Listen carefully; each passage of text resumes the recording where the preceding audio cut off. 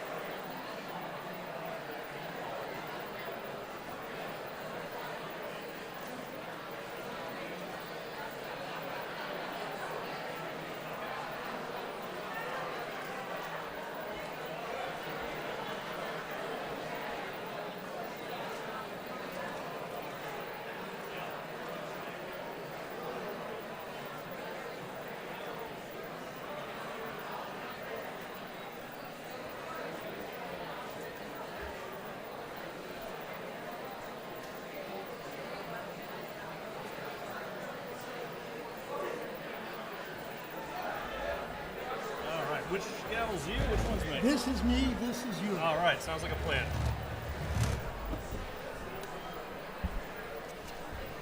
And I just need to find my glasses.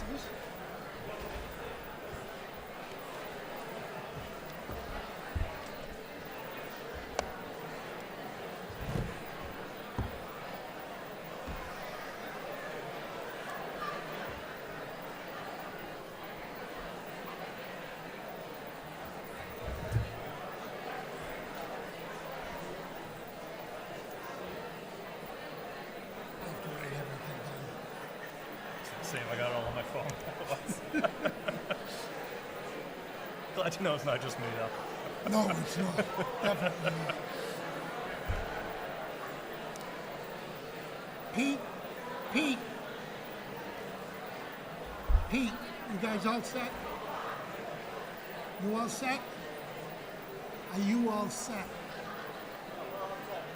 Okay.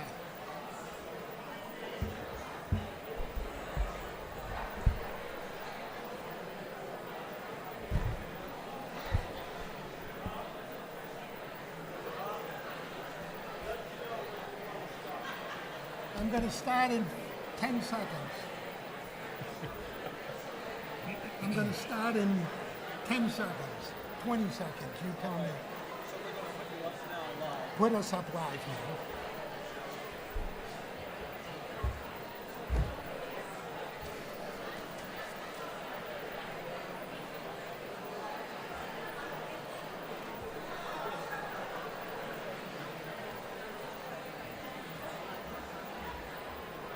Oh, appreciate it.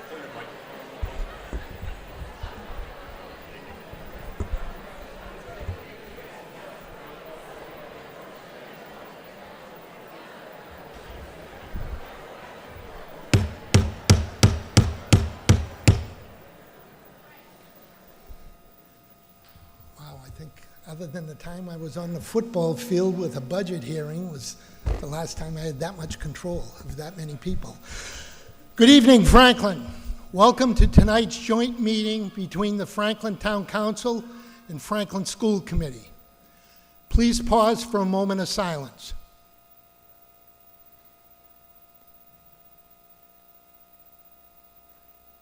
Please stand for the Pledge of Allegiance. I pledge allegiance to the flag of the United States of America and to the republic for which it stands, one nation, under God, indivisible, with liberty and justice for all. We have a lot to cover, so I'm going to jump in with a few points of order for this evening. First, I want to let everyone know what to expect this evening. We have a presentation from the town administrator and a presentation from the superintendent of schools on the preliminary forecast for the FY25 budget. Tonight is for us being the school committee and the town council, to gather input from the community on your thoughts on an override question being put on a ballot. How much, why, and when. The vote to put a question on the ballot and when will be voted at the town council meeting on May 1st. I know many people are going to want to ask questions or make a comment. To ensure as many as possible get an opportunity, we will limit each comment or question to 1 minute per person. Second, many questions may not be able to be answered this evening. The intent of tonight's meeting is not to do a deep dive public hearing into the town budget or the entire budget. The Finance Committee will have their annual hearings on May 6th and May 8th and May 15th, where the deep dive will be being done. Respectfully, on the town administrator's budget, the Finance Committee will review that, goes from the Finance Committee, then it'll go to the Town Council for our public hearing, which is later in May. We'll have 2 nights of a public hearing on the town budget. The discussion for this evening is the public sentiment on an override for the school department. How much and when, and what are the feelings of the residents on the matter? Finally, and I think this is the most important piece I'll say tonight, I ask the audience to please refrain from clapping or celebrating citizens' remarks. There are no votes being taken tonight or any decisions being made. Tonight is simply to get residents' thoughts, feedback, and questions. And I believe we need to ensure we are respectful and civil with everyone's views, questions, or thoughts. Clapping and cheering often makes some feel uncomfortable to speak and give their thoughts. I want to remind everyone, we are all Franklin residents. And as we all have our thoughts and opinions, both pro and con, on the subject being discussed this evening, I ask to please show respect to each other and allow everyone to ask their question or make their statement. Remember, we are all Franklinites. I'll now ask Chair Callahan of the school committee for his opening remarks. Thank you very much. Really, I want to keep this short, but to say just a tremendous thanks to the town administrator and the superintendent for all of the work that has gone into this presentation, but all the work leading up to it. For my colleagues on the school committee and the town council, it has been quite some time since all of us have kind of sat on the same stage for one meeting. And it's important conversations, and I'm so thankful that we're all able to kind of work together. And most importantly, though, incredible thanks to everyone here in attendance and those at home. This is an entire community-wide issue that's going to take the entire community to be involved and engaged. And I thank you all so much for showing up here tonight, and I'm sure at other future conversations along the way. But thank you all very much. Thank you, Dave. Okay, at this point, I'm going to turn it over to the town administrator for his presentation, and I think Lucas will follow right after the town administrator.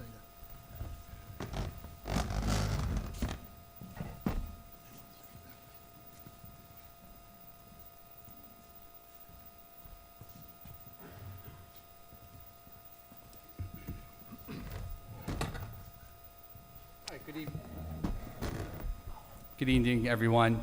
For those who don't know me, I'm Jamie Helen, the town administrator. Just really briefly before I get going, I put up here on the link, people go to the front page, franklinma.gov of our website. You'll see a town budget link. I am not going to report on all 320 pages tonight. You can go ahead and read it all on your own.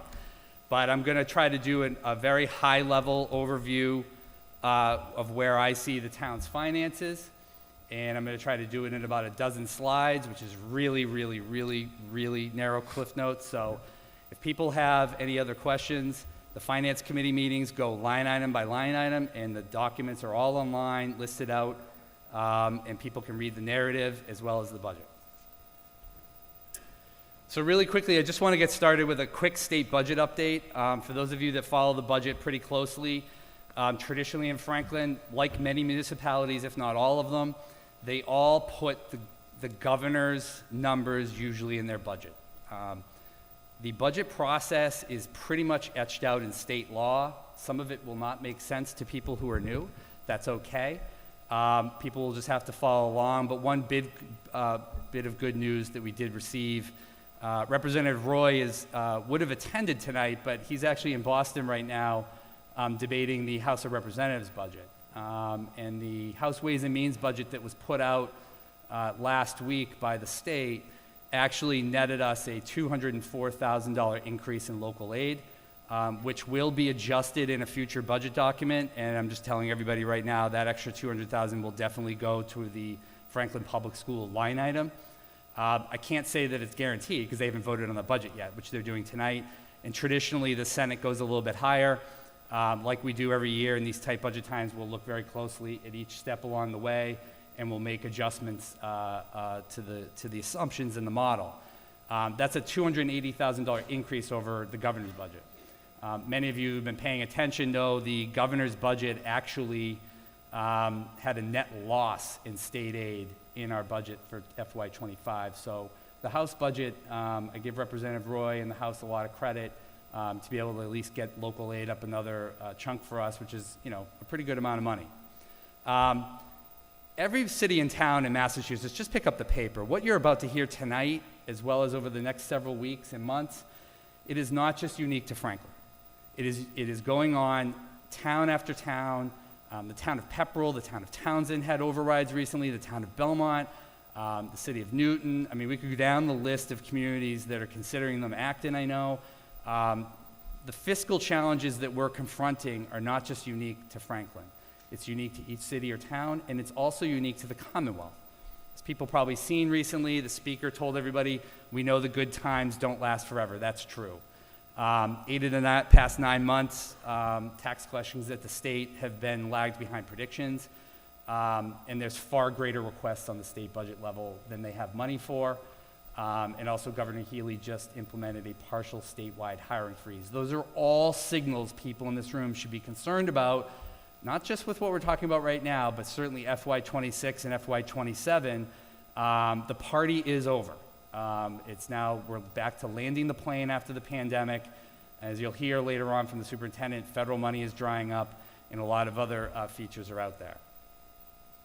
The spending trends that we have at both the state level and local level, we'll get into in a little bit, are literally just not sustainable for the future of what we can afford, both at the Commonwealth and the local level.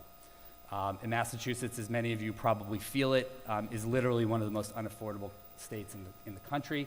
And these are issues that the state and all localities around the Commonwealth are having. I'm going to boil down a $141 million budget into about 2 slides. So if people look at the FY25 town administrator's budget, they will see $3.2 million in new revenue. That's what's called your tax levy, and that's essentially the entire amount of new discretionary money that is available for the community to spend. $2 million of the budget that I put out is actually one-time revenues. It's really, really important to know this, and we're going to talk about it more tonight, and I'm sure in the days and weeks ahead. But when you use one-time revenues, and you don't have those revenues the following fiscal year, you are already creating a deficit for the next year, structurally, forever, until you can get it back in your tax levy. Your property tax levy is your key revenue source here, and when we use one-time revenues, you already have created a structural deficit.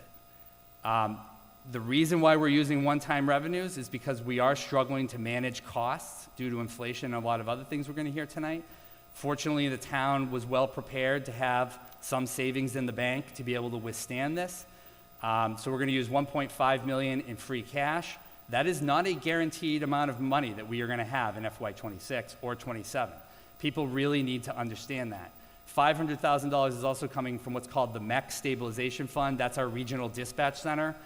We had a 4-year grant that paid for the majority of our allotment towards a regional dispatch center for police and fire calls, and the town wisely stashed away almost about $800,000 worth of excess money from that in a savings account so that when the full assessment came back on this year, FY25, we would have money in a piggy bank to offset that cost. So we're using $500,000 from that stabilization account. Local receipts are estimated up about $1.1 million. The vast majority of those deal with fees for service, and also local receipts, for those of you who don't know, are very similar to revolving accounts for the schools. Athletic fees, so in local receipts for us are recreation receipts, monies that may be generated from the library, the senior center, the building department, the health department, the planning department, the conservation department, motor vehicle excise, meals tax. Everybody should eat out in Franklin. Don't go to other towns. Eat out in Franklin.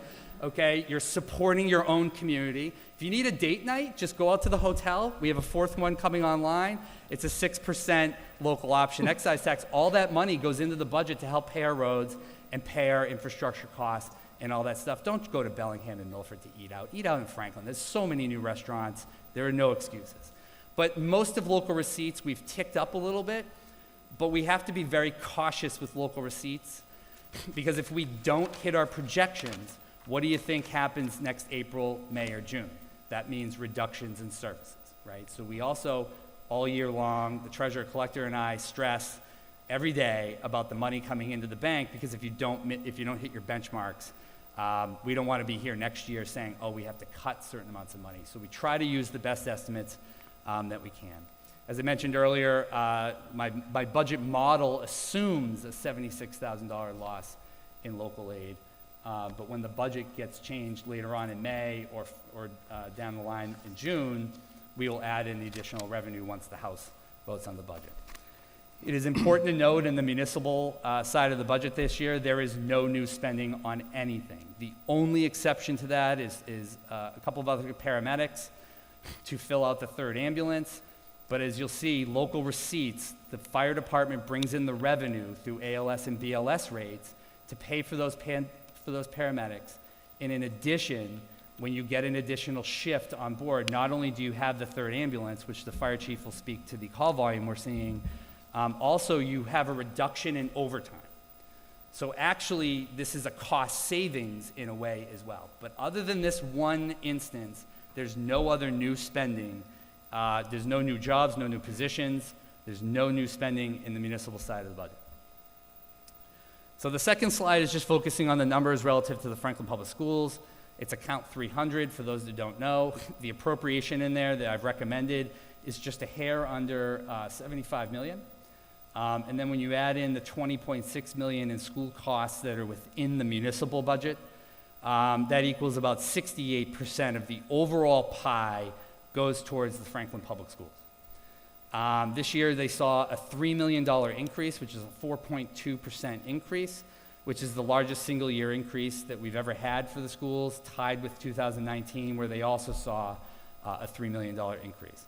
So many in here that are familiar with the school budget have seen the superintendent's presentations. Level service plus partially restoring the cuts from FY24 is a $9.3 million increase. So if you just deduct the $3 million that they're getting in this budget, you have a deficit of $6.3 million. The same thing with level service. If you take that number at $7.3 million, deduct the $3 million appropriation you're getting today, then you have a $4.3 million deficit for what the school committee and superintendent have laid out. Relative to the schools, this does not include any one-time capital funding appropriations, school revolving accounts, or any other outside one-time revenue sources for the schools. So I just want to make that clear to everybody. Those are off budget. The school's got about $1 million this year in capital funds for a whole variety of curriculum technology projects. That is not included in any of these numbers. So this is an interesting slide that I put together to kind of show kind of the cascading effect that's occurred over a period of time. And really, while I have to look at the screen here and you're all looking behind me, if you look at the purple, which is really the highlighted area, on the left on the green is the final appropriation with the annual increase, and you'll see the school numbers over the course of time. People asking me all the time, how do we get here? If you look at the left, you'll see the school request in one column in the percentages. And then in the column to the right, you'll see the available new tax levy and new growth. So I just told you this year's revenue is $3.26 million. And if you look at the column all the way to the right, and you match those with the school requests over the year, what you're seeing is you're seeing the requests and the demand for service from the school department have almost always been higher than the entire pot of new money that has come into the town. Okay? So this is not a new problem. This is not a new issue. And the schools have been balancing their budget generally on the backs of declining enrollment for many years, which the superintendent will go through in a few minutes. But it's very important for people to understand, because the number one thing I get from people all the time is, just give us some more money, Jamie. And I go, I sound like my dad. He says, is there a money tree in the backyard? Because here's the amount of money over here on the right, and here's the amount on the left that's the request. They've never really been simpatico. We have always struggled with what we're facing today. And you'll obviously notice, due to the superintendent's leadership and that of the school business administrator and the school committee in FY25, we are now trying to put out what we all believe to be the required amount of spending that is needed within the town of Franklin to properly fund our school department at the level of the expectations of all of you in the audience and those watching at home. I do want to note in 2019 and 25, people should also be aware those are the years we drain the entire rainy day fund, and also we're using one-time revenues today. These are not optimum scenarios, that's why you have that money there, but the rainy day will get rainier if we don't take action. People again ask me all the time, what is the number to solve the quote-unquote problem? I put that in quotes because some of you in this audience are going to have different views on the problem, and I fully respect that, and that's the purpose of tonight's meeting. But if you look at the school committee letter to the council a couple weeks ago, they voted in a budget of $81.3 million, which was the $9.3 million increase. Obviously, you can tell the town does not have that kind of money. We are very, very far away from being able to provide that level of support. It's almost triple the amount that the entire pot of money that's being brought in. So if you consider that an assumption of $6.3 million is where we want to aim for, then that is part of your structural deficit. In addition, the $2 million in one-time money used, the town will pass, the money that was in that one-time revenues may be for rainy day, stabilization fund deposits or OPEB and other things that we don't need to go into. But the problem with that $2 million is not just for FY25. It's already going to be allocated, but that's part of your structural deficit going into FY26. So in other words, if somebody wanted to do a $6 million override, you cannot count on $6 million in FY26. You're already $2 million in the hole, and I'm not saying that specifically about the school department. I'm saying that on behalf of the entire town budget. And then I also want to mention about $500,000 for the town facilities is also part of it, as the superintendent well knows, and the assistant superintendent and school committee. About this time each year for the last couple of years, the facilities department expenses runs out of money about this time of year. Main reason for that is inflation. For those that read and were part of the budget last year, you know that the facilities department budget went up $750,000 just because of utility costs, water costs, sewer costs, stormwater costs, incidentals, plumbing supplies, electrical supplies, carpentry supplies, all of the cleaning supplies, all of those things are affected by inflation. And the facilities budget has never been restored back to pre-pandemic levels, okay? And as Lucas knows, every year I send a message out to the department heads now saying, Mike is out of money, there's no more projects that can happen. If something's broke, tough luck, we have to wait for July. We've also shut off the water on the high school and the complex out here for 2 years, and because of Mother Nature, nobody's really seen it, but that's $100,000 a year it takes to water the lawns out here. And traditionally, when we've been in the school department issues that we've had, unfortunately on the municipal side of the budget, when you really go through it, and the council has gone through it together now 3 or 4 cycles, the FinCom's gone through it, there's not really a lot of areas to cut. And with facilities being the largest budget in the municipal side with DPW, the DPW and the facilities departments generally over the last 20 years are the ones that get reduced right away. When there's budget cuts that are needed, generally those are the areas that you look to first because there's just not a lot of other places to go. So when we want to solve the problem again, I think for a lot of people that are in the room and the folks that have been talking about the school budget, this is really generally pretty close to the number that we're going to need in order to fix the long-term systemic problem. And again, that's just a model. It's a community conversation. We'll go through it. There are some other ways. Just one quick example is the $200,000 that the House hopefully will vote on tonight. That would bring the structural deficit down to 8.6 million. So, that's what the community conversation should hopefully rally around. What do these numbers not include? FY26 cost drivers. Collective bargaining, the teachers, police, sergeants, fire, DPW custodians, trades and maintenance, librarians. I don't know if I forgot anybody. The teachers, there's 8 or 9, 10 union contracts that all expire next summer. So going into FY26, none of those numbers I just spoke of reflect any of the costs that will be in collective bargaining. It also does not accommodate for the cost of the Remington Jefferson remodel that is anticipated to happen, as well as the Horace Mann roof replacement. And those numbers do not include everybody else's wish list of ideas. Roads, infrastructure, sustainability, net zero, sidewalks, all sorts of stuff that gets talked about. Foreign language, I think, in elementary. I mean, people bring up a lot of great ideas, and they're fantastic things that we would all support, but there's just simply not enough money to be able to even remotely consider some of these items. Sustainability and strategic planning, regardless of any of this, the town and schools really need to work much more closely together to ensure that we have a sustainable budget moving into FY26. Even if an override passes of the magnitude I just spoke of, FY26 will continue to be more challenging. We're not raising money that's new stuff.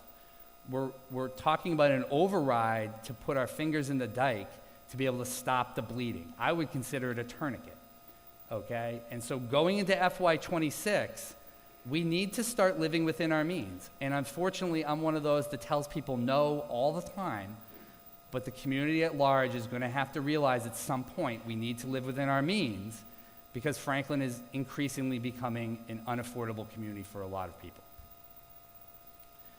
Again, people always ask me this question all the time: what if an override doesn't pass? This is a symbolic plan B per se.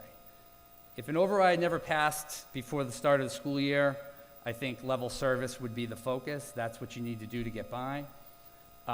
We will include, of course, the $200,000 anticipated state aid. I do hope that the Senate budget will be higher.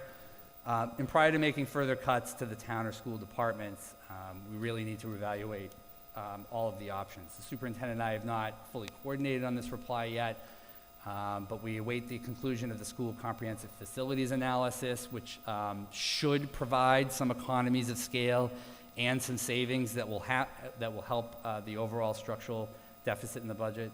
We do need to evaluate some of the assumptions with healthcare, employee healthcare estimates. The schools, as they announced on March 6th, it may not still be the case, but they're expected to have a surplus in the revolving funds at the end of June. And the school business administrator can speak to those issues. And I know the school committee has talked about possibly looking at user fees. So I think before we get engaged with town and municipal departments and saying, geez, what do we cut there?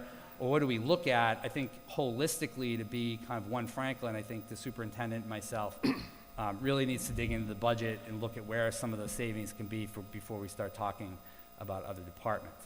And I put the last bullet point here in bold-faced print for a reason. If an override doesn't pass in FY20 for the schools, I just got to be very clear. If an override doesn't pass at some point this year, we're going to be right back into the same problem again next year, and probably a worse problem, because then any cuts that do happen to the town or schools, those are really, really, really challenging to bring back. Those cuts generally, historically, for those of you that have paid attention to budgets, when you make progress and you take 2 steps forward and you take a step back, to get that step back in front is so challenging and hard to do structurally within the confines of what we're working in with 2.5. This is a very quick slide. We do a 5-year fiscal forecast. We did an update. People can look up at the top corner, up the top line. And again, these slides will be online, later on. But if you look at the top lines up here, you just see the Prop 2.5 numbers right across. We assume a new growth number of the same amount. As everybody knows, new growth revenue has been going down the last several years as interest rates have been going up. And I'll be real about it. There is a lot of abutter and neighborly concerns about a lot of development projects, housing and things of that sort. And financing any housing project or any commercial project is extraordinarily hard to do for a developer in these times. It's a really good thing from the perspective of if we don't want development in the community, then this is a trend you like. But from a revenue source and from a structural tax levy perspective, it does hurt the community significantly. I put a circle up there. It's not just randomly there. People are going to see little hash marks. The hash marks indicate debt exclusions that are now sunsetting. So the town voted years ago on Keller Sullivan, and after the 20-year bond, you can see where the hash marks are. Those payments are starting to drop off. I'm fully aware no one in this room believes you're receiving a tax break in your tax rate, right? Nobody really thinks you're seeing a tax break, right? I totally get it. But you are. Every time a debt exclusion comes off, your tax actually sunsets. And the gentleman down here in the front, Kevin Doyle, and the Board of Assessors actually crunch all of this, and they take that tax off the charts. So you can see with Keller Sullivan in FY26, right there, that debt service is going to come off, and you're starting to see Horace Mann as well. Bad news is you're in it for the high school for probably the rest of your lives. That's another 30 years. But you got an amazing high school for $110 million, and you should be extremely grateful you're not building that project today, because it would probably be $300 or $400 million. And here's the second part of the fiscal forecast, and the main piece you want to look at is down at the bottom. If we do nothing, and if we do no override, and there's no discussion on revenue sources, fees, whatever else people want to bring up, you are already in deficit going into FY26, and you still haven't borrowed from Remington Jefferson to remodel it, or collectively bargained with all the unions. So this just assumes, by the way, a school increase of 5% every year. And why do I say that? Because for years I've been asking the school department and everybody to live within Prop 2.5. It's pretty simple. If you look at the budget and you go through the 180-page line item by line item budget, and you see personnel 2.5%, expenses 2.5%, that is living within your means. But if you assume a 5% rate of growth every year, right here in the red, that's where you see your numbers. This is what I mean by living within the means. We all want everything, but the only way to pay for it is if you actually have money in the account to pay for it. And if you don't, you end up in the red every single year. Another question people ask me 5 times a day. What are the override calculations? So I did a quick slide. These are based on the average single-family value in Franklin, the FY24 tax rate, and the current average bill is $76.67. I have links in here so that when people get this presentation online, they can click and go directly to calculate your override number. If an override were to move forward, any resident can go on that website, click in their assessed value and all this data, and you can kick out exactly how much it is for you. But for educational purposes tonight, we're just going to do an overview of what it would cost. So right up there on the screen is pretty straightforward. $2 million override based on FY24 numbers is $162. You can go right down the list. A $6 million override is a hair under $500. $7 million override would cost about $572. And a $10 million override would cost $812. I put a red asterisk up there so that no one misses it and no one can say they didn't see it. This year, the Board of Assessors, on their certified rates, told the public that that's the tax rate, that's the average single-family value. Your properties went up, I think, 10 to 17%. They've been going up a lot because of the housing market in Massachusetts. What these numbers do not include is an additional 2.5% that the town would levy normally under 2.5%. We can't depict that yet because the tax rate hasn't been set, and the tax rate for FY won't be set until later this December. But I want people to know that those numbers are not fixed. You cannot take 162.59 and just times it by 2.5%, by the way. So don't go home and do that, okay? Don't just say, oh, it's only 162.59 and you add 2%. That's not much money. That's not how it works. You'd be adding whatever an override number would be plus 2.5% based on what the average single-family value would be in FY25, which is based on the tax rate that will be set by the town council later this December. I just put that there to make sure people understand the full cost of what we're talking about. I also want to make sure it's important for the town council, for sure, and everybody to make sure everyone else knows that we are cognizant of your pocketbooks and wallets. So the public needs to be conscientious about the impact on all other cost increases in other areas. other guaranteed new revenue costs in FY25. These are the previously authorized ones. Everyone knows about the Beaver Street Interceptor. We talked about it forever. You will see another 15% increase this July after the 20% increase last year. You'll see another 10% increase July 1st of 2025. While that sounds bad, and it is, 75% of your town's raw sewage goes to Medway, to the Charles River Pollution Control District. And we are replacing a 109-year-old pipe. I can assure you this would be far more expensive if we didn't do this. Also, Massachusetts did qualify as a housing choice community, which got our interest rate down with the state.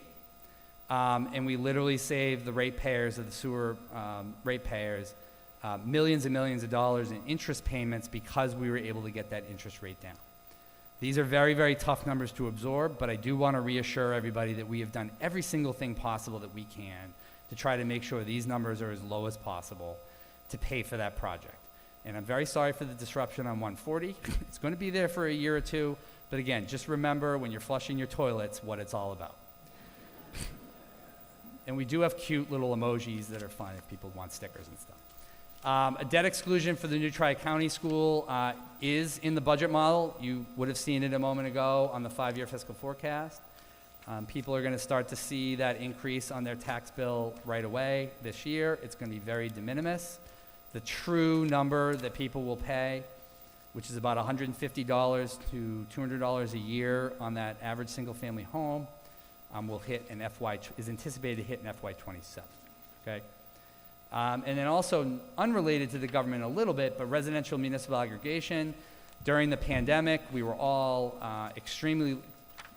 most of us were unknowingly lucky that we had negotiated a 3-year 10-cent kilowatt deal for 100% green product of all wind renewable energy, and that deal ended in November 2023. I was very nervous based on national grid rates that we're looking at 34 cents a kilowatt, but somehow, some way, the heavens were looking out after us, and on our first bid, looking at new numbers, we were able to get 15 cents for another 2 years for all of you. So while that's a 5-cent increase, and that is something that people need to be cognizant of, specifically like groups like the Interfaith Coalition and a lot of others were heavily concerned about that, a lot of other folks were well aware it could have been a lot worse. So take the win. It's hard to absorb, and we are respectful of the fact that that 5 cent per kilowatt is affecting a lot of families in Franklin. But on the other hand, we did dodge a pretty big bullet on that one. The ones that are not authorized yet is a modest increase in the stormwater fee. Again, this is unfunded mandate by the federal government. Just for those of you that don't know, the town of Franklin did in fact sue the federal government with the Charles River Watershed Association and the home builders. So real estate interests and the environmentalists were on the same page on this. We did sue them, and we did partially win. It's pretty tough to beat the EPA.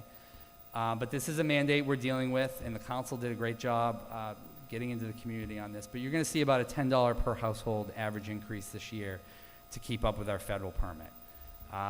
And then the trash and recycling fee is a market-based product. There's not a lot we can do about it. I will warn the town in the next fiscal year, both our trash hauling contract with Waste Management as well as the Wheelabrator contract are both up, so we will probably see cost increases again in FY26. But if you look at historically over the last 20 years, even with that $50 per household increase, you are still paying less for trash and recycling than you did in the early 2000s.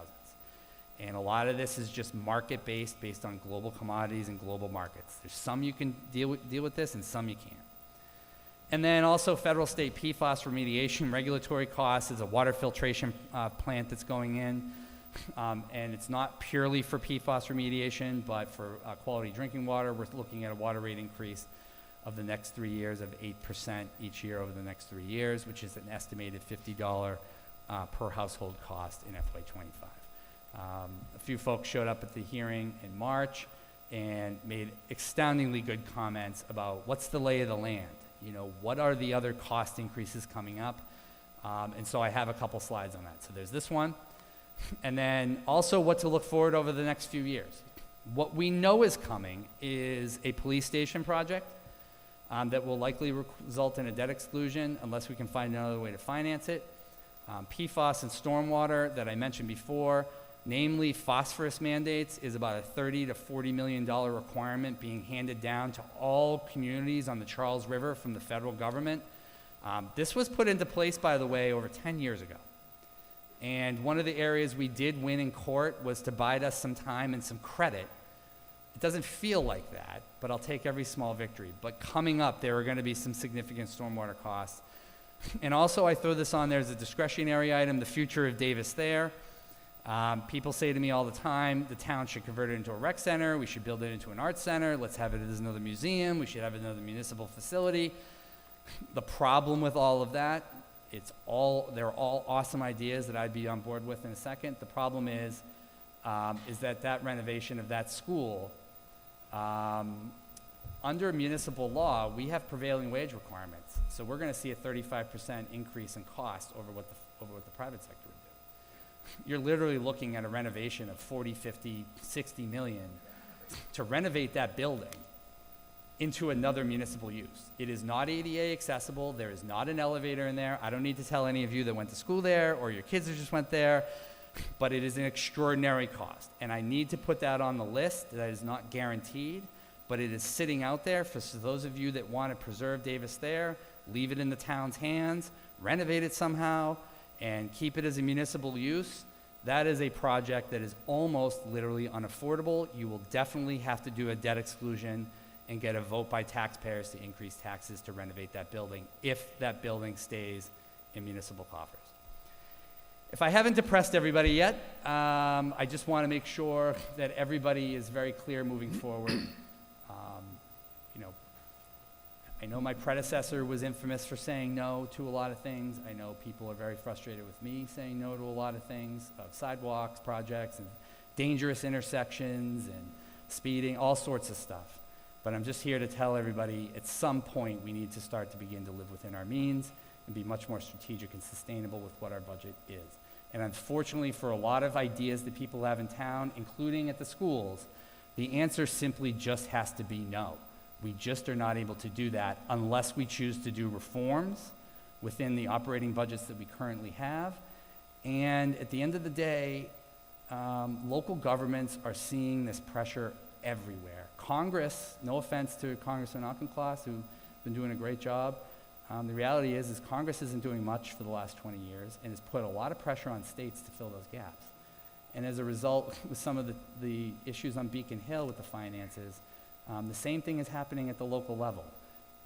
It's hard to get priorities through the state budget, and so everyone around the state is asking their local governments to do just about everything. And as you can see from some of the numbers, it's just not sustainable. So, and then lastly, my last slide, which someone had made a great suggestion. I meant to do this last week on a couple budget presentations. Just a cheap plug while I have an audience out here. We do have a community assistance program. I didn't print out like 100 flyers, but there's the flyer packets here. It's right on the town administrator's webpage. The Board of Assessors are always available. They do presentations for the veterans. They do presentations at the senior center. If you need the assessors to go out and do presentations before different groups on how to access statewide discounts and abatements, there's a whole list in this packet. The town of Franklin also in our town code offers free recreation programs to those who qualify, offer discounts on water and sewer bills to the DPW. There's all sorts of actual ways to save money, but you have to talk to those departments. We have a great packet that Anne Marie Tracy made a few years ago when she worked for us. That's fantastic. Councilor Pellegrini made the suggestion. We have a one-stop shop on all of those rebates and abatements. And people should take a look at them. If anyone needs a hard copy, just call the office. We'll print one out for you. Just stop in. Thank you very much, everybody, for your attention. And now I'm going to do a quick little switcheroo. While hopefully Lucas does a little talking while I change the presentation. Okay. And then we'll go to the schools. Thank you very much, everybody.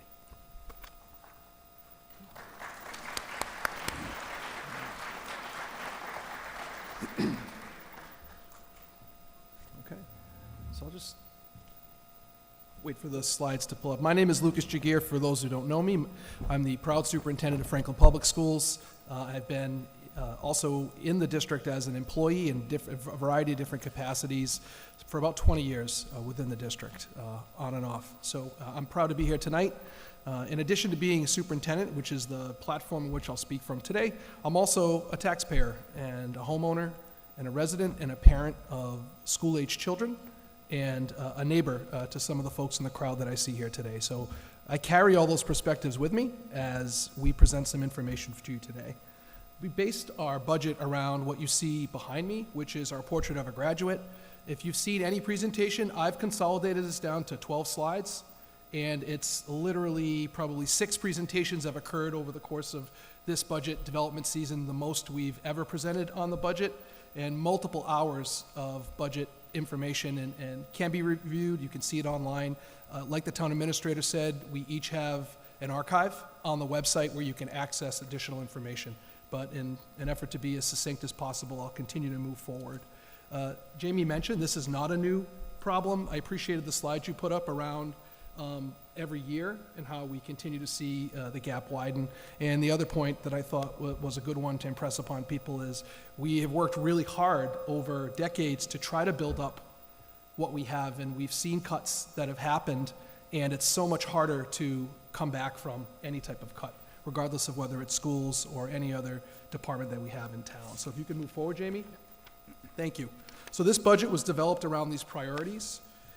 You will see I have a video embedded in a few talking points throughout the night. They're clips, they're about a minute long, that just illustrate and try to add a little bit more color and clarity to some of the budget issues and budget descriptions that might be helpful for the community. We will get to, but basically we've built a budget around class size, support for students, literacy curriculum, our high-quality curriculum and instruction that I know the town has come to expect if you're having children educated in Franklin, preserving the positions that we have that have either been funded through ESSER or other types of grant funding that is going away, and the other piece is just around trying to create a high-quality and maintain and sustain a high-quality learning environment for kids. So if you could just move forward, Jamie. Sure. Hitting on these. Level service, we've used that word, level service plus, and we don't want to make assumptions. One thing we received feedback around was the amount of acronyms in education you can get lost in, so tonight we'll try to be really deliberate around explaining what things mean and what they are, just so that we all have a shared understanding when we walk out. But basically, we're looking, when you say level service, that means continuing with the services that you have in place for this school year into the next school year. It's affording any type of financial increase associated with current existing funded items within the budget, whether that's staffing, resources, materials, supplies, transportation, and whatnot. And then basically, when we think about that, you'll see at the bottom on this grid, on March 19th, the school committee approved a recommended budget for the $9.3 million, which Jamie referenced in his last slides. On the 12th of April, Jamie put out a recommended allocation, which included the $3 million. That brings us to this $6.3 million that you see behind me. To me, the basis of the conversation is really around, as a starting point for this conversation, is that 6.3, and if I add the 500,000 from school facilities or facilities, you're looking at basically a $6.8 million number as a basis, which obviously needs to be further discussed. This is the whole point of the evening, as Chairman Mercer mentioned. The idea here is this is really the math problem to solve. If it's 6.5 million, 6.8 million, there's two ways you resolve that, you reconcile that within the budget. It's either through reductions and cuts, or it's through an increase to the pie, which I think has been illustrated from the town administrator around the size of the pie, the asks of the schools historically. What's being asked to operate is more than we have within the town. So it's either make reductions or it's increase the amount of money coming in to afford what we have. So the framing of this for tonight, I will illustrate reductions and what that would look like, because I think that's a question that we've received from folks around what would that mean and what would that actually look like. The flip side of that is also showing what does it look like if you were to increase and meet that budget request number. So I mentioned that the videos that we show are framed around the idea of an override. So I want to be clear that the process is that the town council would need to vote to approve to have an override put on the ballot. The videos aren't to suggest that that's happening. It's more about framing it for if that were to occur so that we could give people a conceptual understanding of what we're talking about. As taxpayers, what are we actually talking about and what would that mean? So with that said, if you could just move forward and press play. Franklin Public Schools is seeking an operational override in our budget to meet these 5 budget priorities. Our first budget priority, maintain class sizes. The single most important factor in student outcomes is the educators in front of them. Small class sizes is the next biggest driver of student outcomes. For this reason, we aim to keep class sizes for our youngest learners at 18 to 22 students and 22 to 24 students for our older learners. Our second budget priority, provide support for students with complex educational, social, emotional, and behavioral needs. In Franklin, we're proud to do this in district whenever possible by providing specialized programs and partnerships to allow our students to get a quality education in our community. Our third budget priority, advance literacy, curriculum, and instruction. This means a budget that provides the materials and technology needed to deliver them. Our fourth priority, preserve funding currently supported by COVID emergency relief funds for students with social, emotional, and other mental health needs by allocating local budget dollars that were previously supported through pandemic relief funds. And our fifth priority, sustain our investment in equitable access to high-quality learning for every student in Franklin by focusing on closing achievement gaps. That means targeted supports for all students who require intervention, individualized education supports, and access to inclusive learning and co-curricular activities that are inclusive of all students. One thing I would mention as well is with the series, we have 4 short videos. Franklin One more time, let's do it.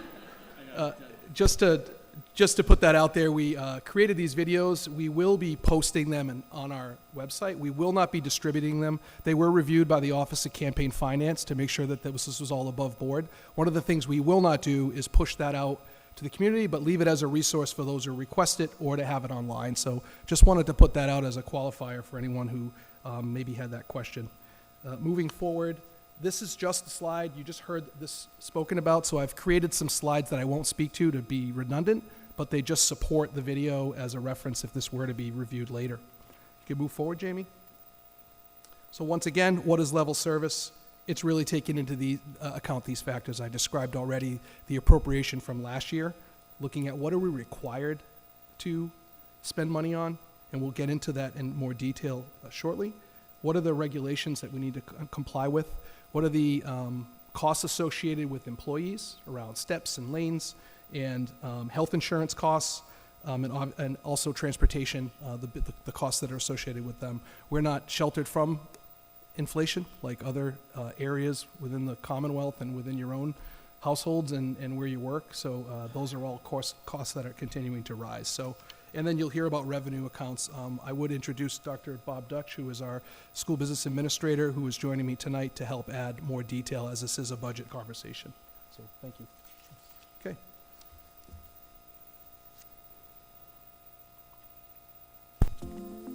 Before Franklin Public Schools elected to request an operational budget override, we explored 4 different funding scenarios, their implications, and the fiscal trajectory it put our district and the town on for the next 10 years.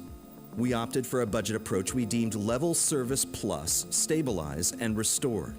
A Level Service Plus budget does 2 things. It assumes the same level of service in our budget for the coming year as it has been during this school year. That means retaining the same levels of staff and services for all students. It then applies rising costs that are outside of our control, and then strategically adds key positions, programs, and supplies to stabilize services and programs we forecast will protect our future budgets from more uncertainty. Because while Franklin's short-term enrollment numbers are trending downward, an independent demographic forecast shows Franklin's enrollment will stabilize in the long term. Here's how those numbers stack up. The school committee approved a budget of $81.3 million. That represents a nearly $6.3 million shortfall over current revenue. Additionally, the town requested an additional facilities appropriation of $500,000, which is why our operational override request is $6.8 million.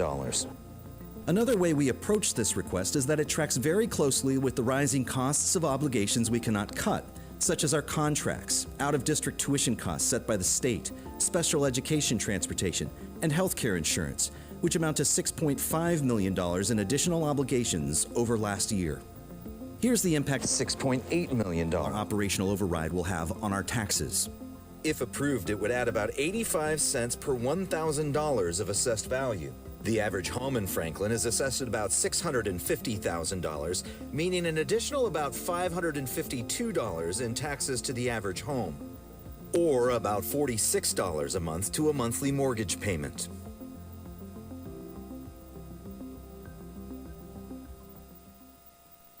An important piece there is also to mention, I know Jamie mentioned this already, but the override amount each year, there are additional costs that as that grows. I would just point to, as you look at this slide, we have our obligations, and we tried to lay them out for all of you tonight just to get a sense of what the obligated contractual amounts are. So Bob, would you mind just running through that? Sure. Be happy to do that. As was mentioned in the video, we'll jump down to the total. You can see that that's $6.5 million, and that's tracks pretty closely to the override number. Obviously, we're looking at $9.3 million beyond what we had this year, and those represent the additional components. If we can just take a quick look at what those obligations are. Contractual obligations total $1.7 million. ESSER funds that are no longer available to us, that's about $500,000. Our out-of-district tuition costs, because of increases from the providers, as well as some additional students that are now on individualized education plans, that's $2.2 million. The transportation costs to transport those students to those out-of-district placements has gone up pretty significantly, about $100,000. As a result of many students moving into the district, then moving out of the district, as part of being homeless, we have to transport them either to our school from out of town or to another town from Franklin because they're homeless living here. So we have an increase of about $80,000 as that number of students has increased. Contracted transportation, that's the increase in the big yellow buses. And then our health insurance expense is estimated to go up at about $650,000 for next year. And then finally, you'll see later that we have, or we've presented in the past, our grant funds are going down beyond the $497,000 of ESSER funds. We're seeing a decrease of $1.2 million. We're absorbing those positions, so that's where we get to that $6.5 million number as obligations for either lost revenues or increased expenses that are mandated and beyond our control. Next slide. So sometimes we get the question, what's the plus in level service plus? We talked about what level service meant. With plus, basically, as I mentioned, one of the drivers of our budget was around class sizes, for example. And I kept this to 12 slides. In the last presentation we did in the hearing, it did have examples and models of how we looked at the district and how we looked at every single grade and classroom, and then we projected out the number of students we expect at each school in grade level, and the number of teachers we would need to stay within the ranges that we talked about, the 18 to 22 or the 20 to 24. So when you see in this plus version, the increase to the teachers at the K-2 level, that's in order to stay under the 22 per class. So if you look at that presentation, you'll notice it'll have every school, it'll have a layout, and basically we tried to show the difference between if we added the 5, it keeps you below that 22 or keeps you in that range. If you don't, it jumps up some of those numbers, and they will range between 24 and 27 at the highest, depending on the school. So when you think about I think about Kindergarten Cop all the time, one of my favorite movies. When Arnold's like carrying like this, can you imagine 24 to 26 kindergartners in a classroom? That's where we came up with those numbers. So just to be clear on how that is developed.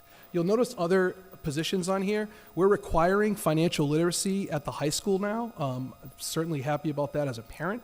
It's an area that I think as a high school we want to make sure our students leave with an understanding of compound interest. I tell my son all the time, if you learn nothing else in life, learn about compound interest. I've used this joke before, but I can't even tell you the number of Marines that I served with that had their Mustangs repossessed because they didn't understand the loan they were getting into. So I would just say to you, and the flip side, if you save your money with compound interest, you certainly put yourself in a better position. So with that said, all kidding aside, financial literacy and a math position is why you'll see that. The final thing I'll mention is with the librarian, you'll see we've used the acronym NEASC. It's the New England,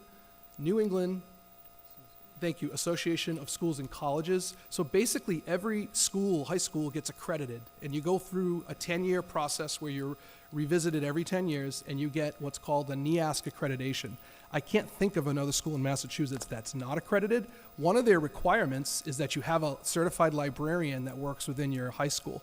So we do not currently have one. We cut that position last year. So I would mention to you that when NEASC, remember that means the accreditation, the New England accreditation. So take the acronym away. The idea is we are having to fill out a report that explains that, we don't have a librarian right now. When we are up for our decennial visit, which will be coming, I want to say in 2 years, I'm looking around at Dr. Weber, Ms. Klein, it's 3 years. When we visit, we would not have the accreditation we needed. And as Jamie mentioned, when you make cuts, it's so much harder to add things back later. So it will come at the cost of something else. So I would mention that as, it might seem like, well, a librarian seems like an extra. It's a requirement that we're not currently in compliance, and we have to fill out a special report every year and explain that we're working on it. Moving on. Can you go back, Jamie? I'm sorry. The piece here, the middle school clubs and activities, I'm looking around the crowd, scanning, I see some middle school parents who feeling the impact of not having clubs and activities at the middle level right now. Those were cut last year as part of the budget decisions that we made, and they are part of what we are asking for with the override number, is to try to bring back and restore middle school clubs and activities, to have those at our middle schools. So these are all part of the additional. The plus in Level Service Plus is basically outlined here. Thank you. Bob?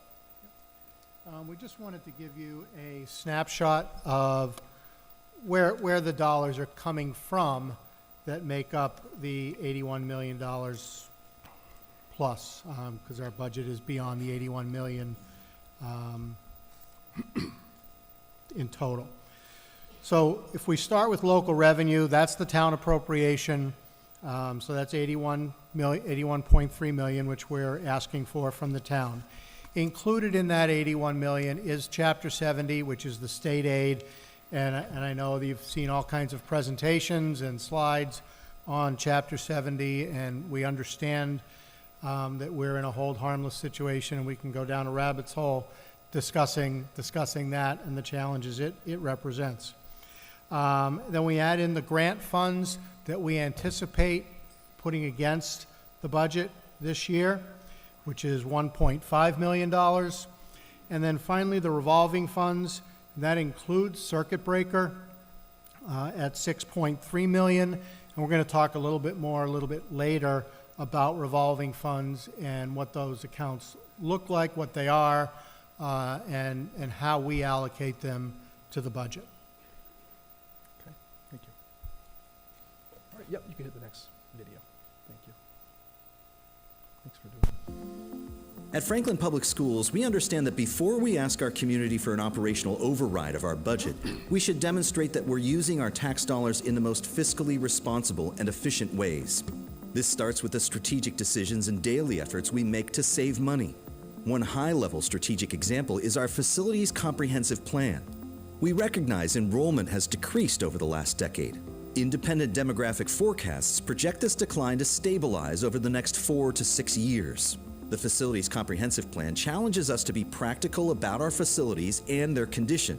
We've engaged in adequacy assessments, educational visioning, and enrollment studies to complete that plan, which might point to consolidating schools or reconfiguring which grades go to a certain building. We will always make these decisions based not just on efficiency, but in order to improve student experiences. A practical example is our decision to provide special education services to some of our students in district, in their community, with their peers. Not only do we believe this is the right thing to do for our students and families, but it saves our district money in out-of-district tuition we'd have to pay to place our students elsewhere.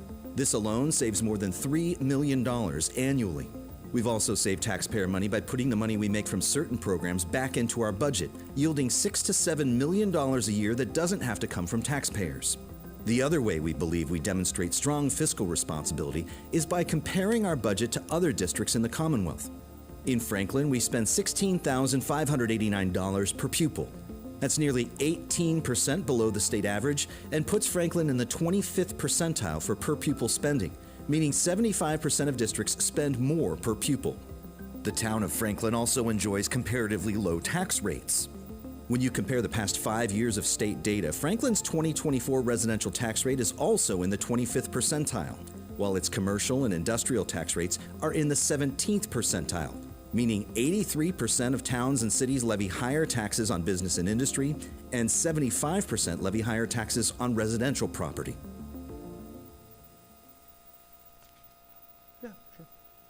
So I just wanted to highlight one point here, because I know we talk a lot about per pupil expenditures, and we leave the other half of that equation out as to why. And I think the second part of that speaks to property tax, both residential and commercial and industrial, indicates that our per pupil expenditures align pretty closely to our property tax as far as how we compare to other communities in the state. So it kind of highlights for you the challenge is, as Jamie and Lucas have said repeatedly, the pie's just not big enough. And that's why we're here tonight, is to talk about that.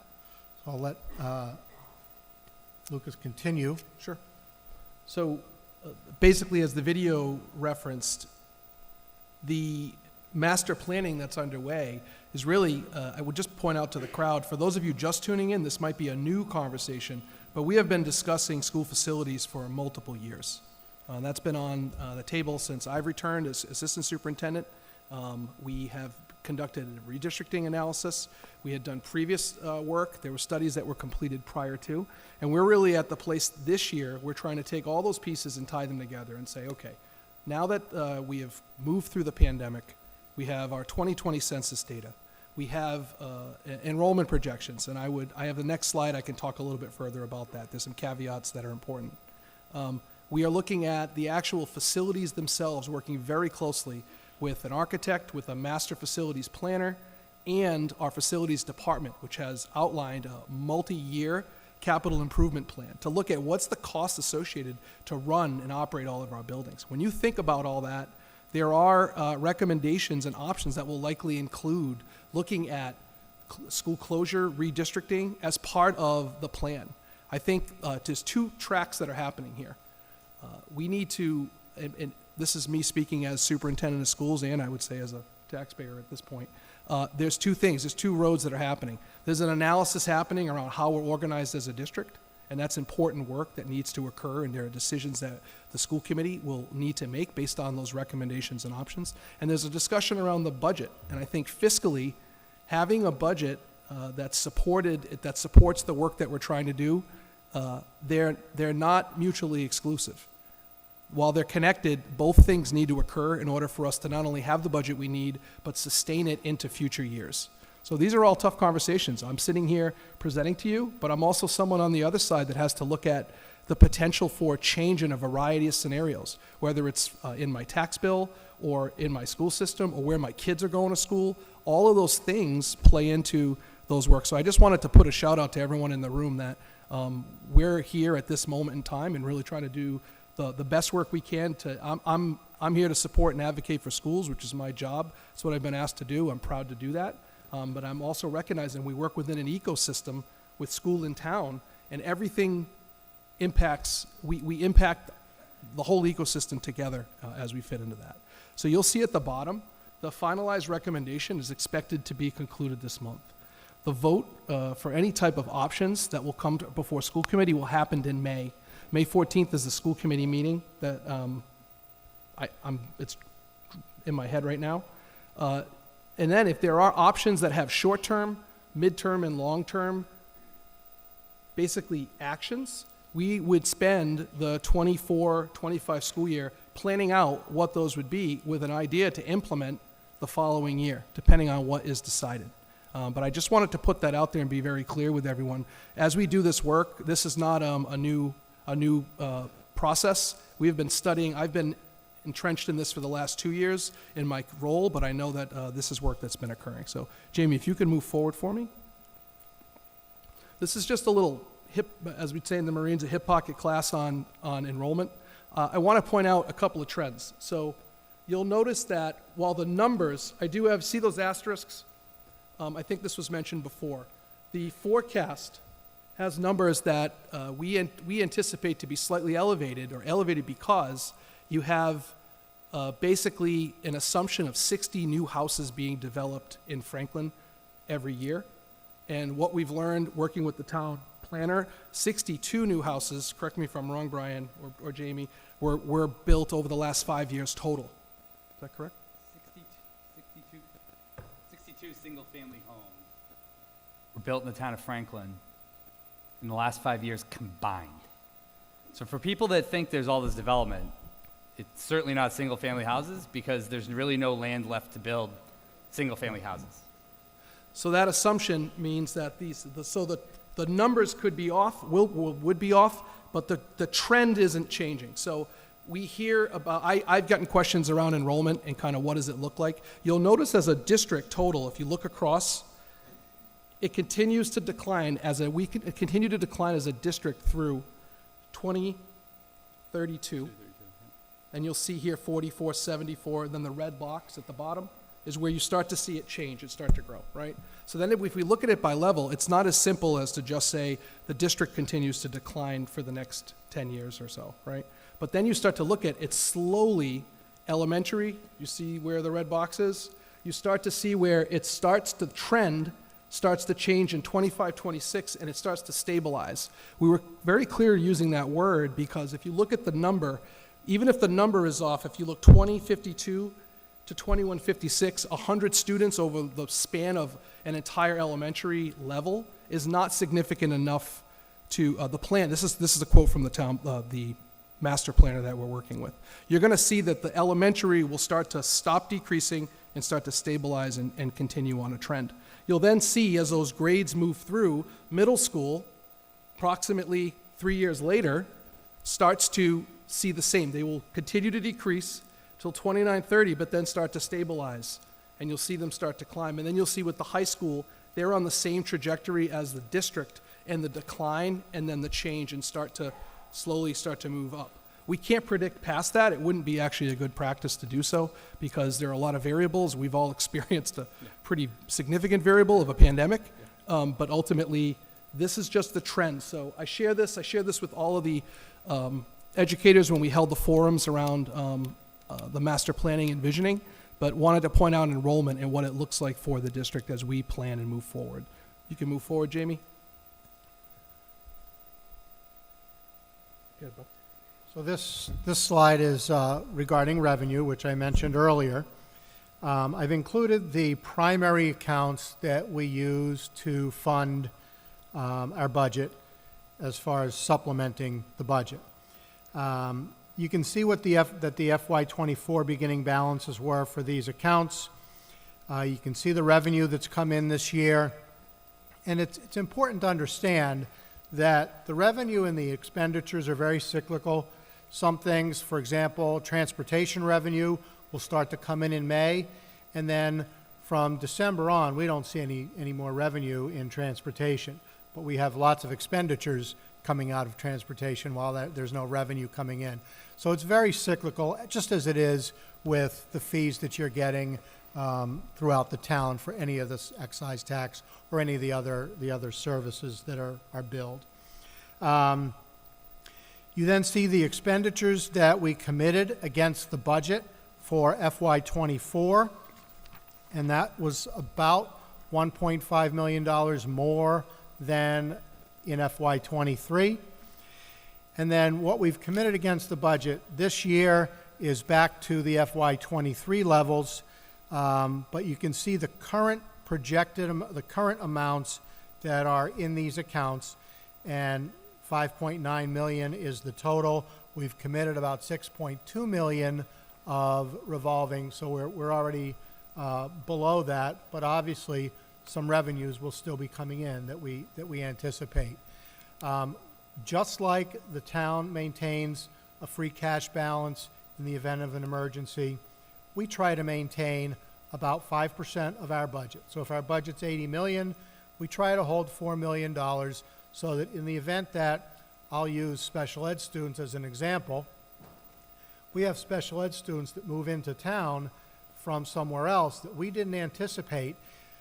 Rather than come to the town and say, we need $1 million because we've got a student's been placed in a residential setting outside of the state that is $900,000 a year, we then have that available in our revenue accounts to take care of that so that we're not coming back to the town asking for money mid-year. I don't know what the history has been, if that's been the case of coming back and asking mid-year. It's not my practice, so hopefully this is how we avoid doing that. Okay.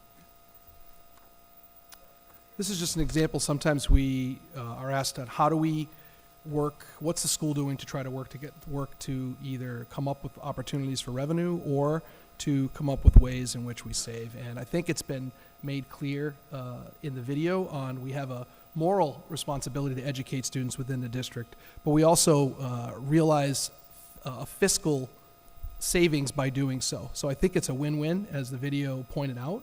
And ultimately, we've created in-district programming. And if you look at the bottom of this chart, you'll notice there should be 4 intensive specialized programs. And we use these as examples of what it would cost for those students that are in those programs per pupil. If they were to be educated outside of the districts, you would see the savings. It's basically like if we didn't run these programs and we had these students educated outside of the district, we're saving $3 million by not doing so. So there's basically an opportunity savings that exists. And that's only the 4 programs that we chose to illustrate this. There are other programs within the district that we have, but ultimately these are the most costly programs. But because we've created programs within the district and worked very closely with our special education department, our administrators, our parents, everyone who's included on that team to really look at what makes the most sense, we're able to provide in-district programming where a van picks up a student at their home, drives them to a school within town, educates those students, and then brings them home at the end of the day. And it's also, a benefit that you won't see on the slide is the amount of inclusivity that creates across I think it benefits all students to see a variety of different learners within the school district that work together. Paula, you mentioned students getting invited to birthday parties where if they had been, transported out of the district into a specialized school, might have made connections there and probably would, but there's something to be said about having people within your own community who you can rely on. So that's just an example to share. And if we move to the next slide, we're wrapping up our presentation soon. If you could. At Franklin Public Schools, we believe our request for an operational override will stabilize our budget for the next year and for years to come. What do we mean when we say a stabilized budget? It allows us to preserve what provides our students an excellent education, resulting in the stellar reputation our schools have. And a stabilized budget expands, innovates, and restores programs that we know a 21st century education requires. This doesn't just benefit our students. It builds and expands our local workforce, strengthens our local economy, and protects our property values by making Franklin an attractive place with excellent schools for people looking to move into a new community. Preserving what we have includes the academic programs that are not required but make our education strong, like AP classes, fine and performing arts, and world languages. It also means keeping in place the support services, co-curricular programs, and extracurricular programs that make our education well-rounded and accessible for all. Expanding our budget allows us to pursue new opportunities for our graduates, whether it's getting a head start on college through the Early College program or in their career through an Innovation Career Pathways program that leads to industry certifications in high-demand industries.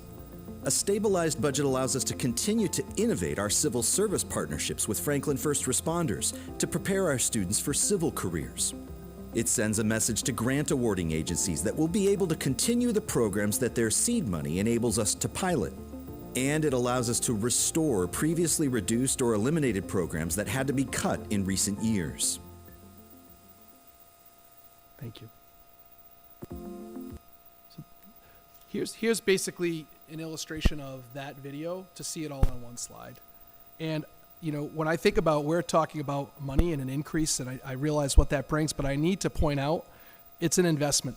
The tagline for this particular budget was an investing in us and investing in our future. And ultimately, you know, we're trying to make sure that the students that we have before us right now are getting the same opportunities that students that have come before them at Franklin have experienced. The exciting part of having a budget that's stable, really, if you point to not only preserving but expanding to what and restoring, if you look here, the bandwidth and the types of programming you need, if we continue to go down a road where we continue to cut and reduce, what happens is the first things that go are similar to what other industries go through. Anything not required is basically what gets cut. So when you think about elective courses, we think about advanced placement, any type of early college opportunity. If you don't have someone to manage that, and you don't have teachers certified, you know, within they have to be licensed for 5 years as a Massachusetts educator in order to work and do any type of concurrent enrollment. These are all things that if you don't have these systems in place, you can't offer those opportunities. One of the most positive meetings I've had this year around this had to do with civil service. We met with the fire chief in the fire department, and we talked about the needs that they had around getting some high quality fire and paramedic folks to come on board, and the hiring that's occurred. We did some things with the lunch room to try to recruit students, but then we had a joint meeting with the president and dean. I was there, our guidance director was there, met with the chief and his whole team to really talk through what are the issues and the problems and how can we help each other. Having a stabilized budget where every year we're not trying to field the team in May and June, and really trying to put forth and plan ahead. When districts that have healthy budgets are able to really plan from May and June and work into July, we spend that time trying to field the team. When I was hired, July 1st, I had 117 openings from people who either left, had moved on, there were retirements, there were a variety of reasons why that occurs. But I will say that's what we spent our entire summer doing, is trying to hire and recruit and retain folks. You'll notice at the bottom here the opportunity to explore opportunities for childcare as a recruitment tool. We toured a neighboring district who's running a childcare center that basically offers daycare. Toured it today, talked with that superintendent and his team around as a recruitment tool for school and town employees and then any other opening seats to go to other folks beyond that to offer that in tuition as a source of revenue. When Bob talks about an out-of-district placement that comes out of the blue, we try to have stabilized funds in there to account for that, but we'd also be able to have revenue that would help support the budget as we move forward. We're really interested in having a budget that is stable, that allows us to forward think, get the students prepared as they walk through, and it's not just selfishly to serve schools. These are students that will become citizens of Franklin. Hopefully, we can work together to make that happen in a productive way. The last slide is really that's the positive side of the investment in what we're asking. And the last question that we've received is, what happens if you don't get it? And Jamie, I appreciate the detail that you put into what happens if you don't. And I think just to further emphasize that, we've put together a model. So if you play the video, and then the final slide will be some of those reductions of what they could look like. This impacts education in Franklin in 3 key ways. A budget without an operational override will require a reduction in staff. This will make class sizes larger with fewer support staff and will make it harder to keep and attract the best educators.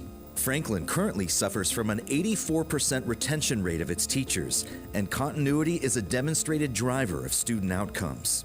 A failed override will also require the district to cut programs and/or impose fees for participation. This will constrain our ability to offer our students a 21st century education. It may also require us to increase fees to ask families to entirely self-fund things like sports, clubs, and other programs, which does not meet our budget priority of providing an excellent education to all of our students. This results in an equity divide between those who can afford the fees and those who cannot. We also believe a 2025 budget without an operational override will destabilize our public schools. We believe reductions to staff and programs will perpetuate a culture of volatility in our district. This can have impacts on recruiting and retaining the best educators, as well as attracting new families and business to our community. A failed operational override will also further destabilize our budget for future years, and exponentially. This sets up a cycle where either the district continues to pursue overrides in subsequent years, or in order to meet the budget requirements set out by Massachusetts law, it continues to cut into our town's overall budget, squeezing out revenue for other vital city services and programs.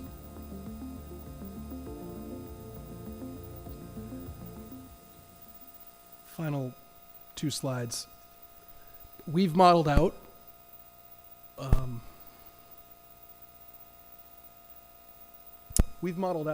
what reductions could look like if we had to make that $6.3 million number. Basically, you can see here. This is just a model, but it's an effort to try to show what we'd be looking at. If we couldn't make that number, there was a failed override, we'd be looking at, in this example, 30 FTE, meaning 30 teachers, educational support personnel, administrators, any type of school budget supply. There'd be a decrease at each school's, basically their resource and supply budget, and professional development. Anything part of the school, you'd be looking at about 30 FTE. Also self-funding. I'm not into performance or to be performative, and I certainly wouldn't put something out there that we wouldn't be prepared to do, but we would need to confront having self-funding programs. So just to model that out, athletics would have to be tiered, but look at a 150% increase to those sports. So tiering them to figure out what does it cost to operate, enter the name of the sport. What does it cost for the officials, the buses, all the things associated with it, and then divide that amongst the number of the kids or the students who participate in those particular sports. Transportation, big yellow buses is a model. In this model, if transportation was self-funded, it would bump to $1,100. That's a school committee decision. If they said, no, we're not going to do $1,100, but $500, that would just mean some other piece of this would need to be changed to make up the number. Does that make sense? So if it says 30, it might be 32. So these are not, no decisions have been made around cuts or reductions, but I wanted to share and illustrate the impact of the deficit and that number. Remember that when I started this conversation, it was around the equation we're trying to solve. We talked about an override as a way to infuse funds to support the budget. What comes with that as an investment? On the flip side, without the investment, these would be the types of reductions we'd look at. And finally, you'll see early childhood tuition, institute parking fee, and then building use rentals we would need to reevaluate as well as part of that.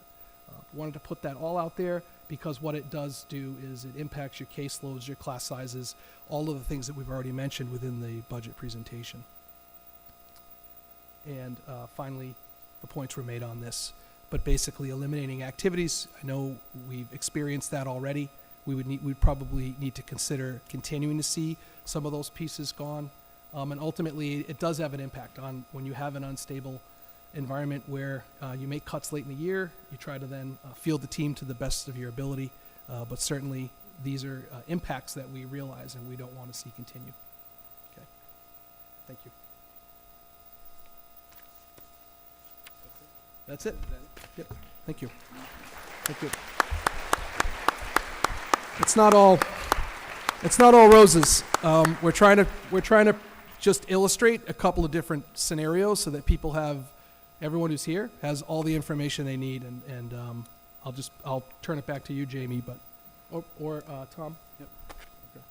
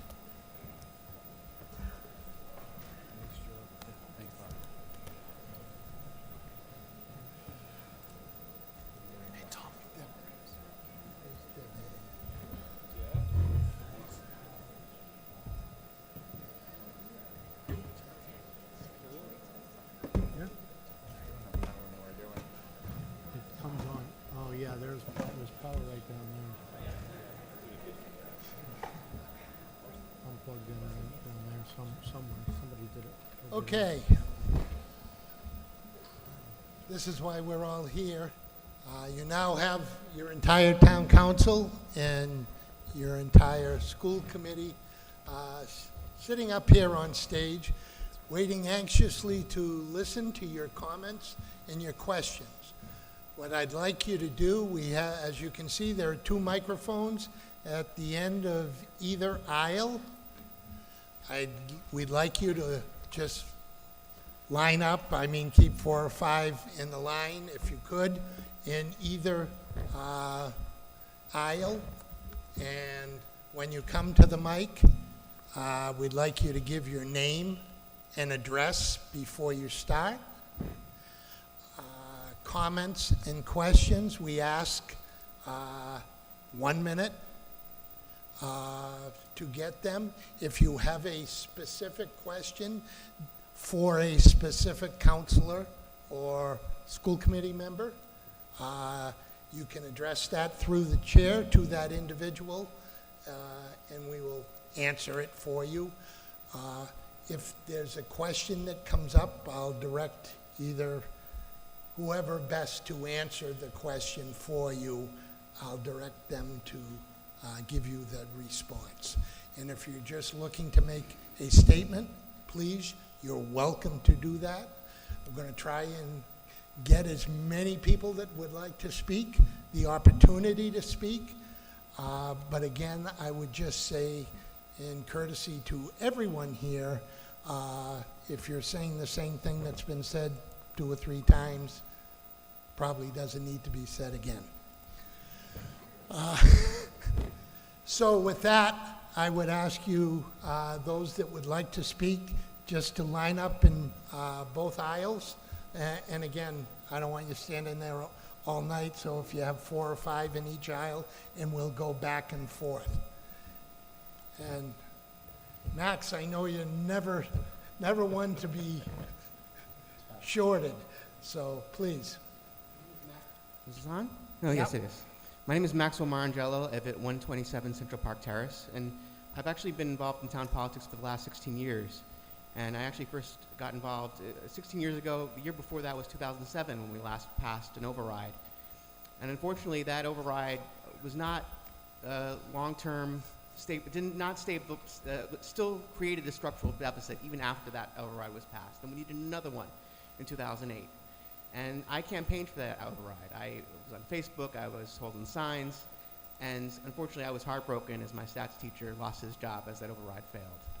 And I bring this up to you because I want you to realize that, I think that I encourage the best possible deal for our schools, but I also want to make sure that that $2 million free cash that is being used to plug the hole does not kick the can down the road, and that we fund, have a long-term sustainable budget, and use the override to fund, not have a one-time fix, and that it's a long-term stabilized override, and that we don't need to do this again year after year. Thank you. Thank you, Max. Please, just to keep it civil for everyone, if we can hold from the clapping and celebration of any particular comment, be it pro or con, very much appreciate that in fairness to everyone. Please, on this side, name and address. Jane Calloway Tripp, 607 Maple Street. I have clearly read your budget from front to back. We're claiming we're in a deficit. I have a lot of things, but I only have about 45 seconds left, so I'm going to go with the 2 top ones. If we're in a deficit and we are struggling so much and the schools are in such a financial need, explain to me why a deputy town administrator who was hired less than a year ago at $175,000 a year is getting 11+% increase in pay for $20,000. Also explain to me why the DPW director, after all of the ethical violations and everything that just happened, is coming back reinstated with a $20,000 raise, which is 12.09%. If we are struggling for money, then maybe we need to start looking at some of these pay increases because they are unacceptable. Same with the school. It goes from the school to the town, from the top down. And I have read it. And I have crunched the numbers, and I have worked the calculator, and I have made the spreadsheets. So do not cry poor mouth in that we're in a deficit when we're giving out these kind of raises, especially when some people don't deserve them.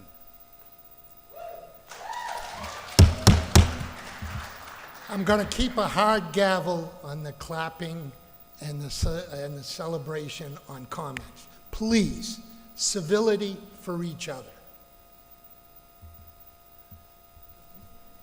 Please, Nick. My 1 second, Ed. You want to respond to that, Jamie?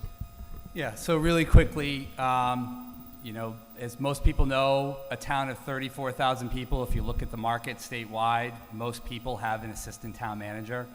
I was the first one the town ever had, and when I became town administrator, I tried to do the best I can to build a staff without hiring someone at a market rate, and that didn't work out.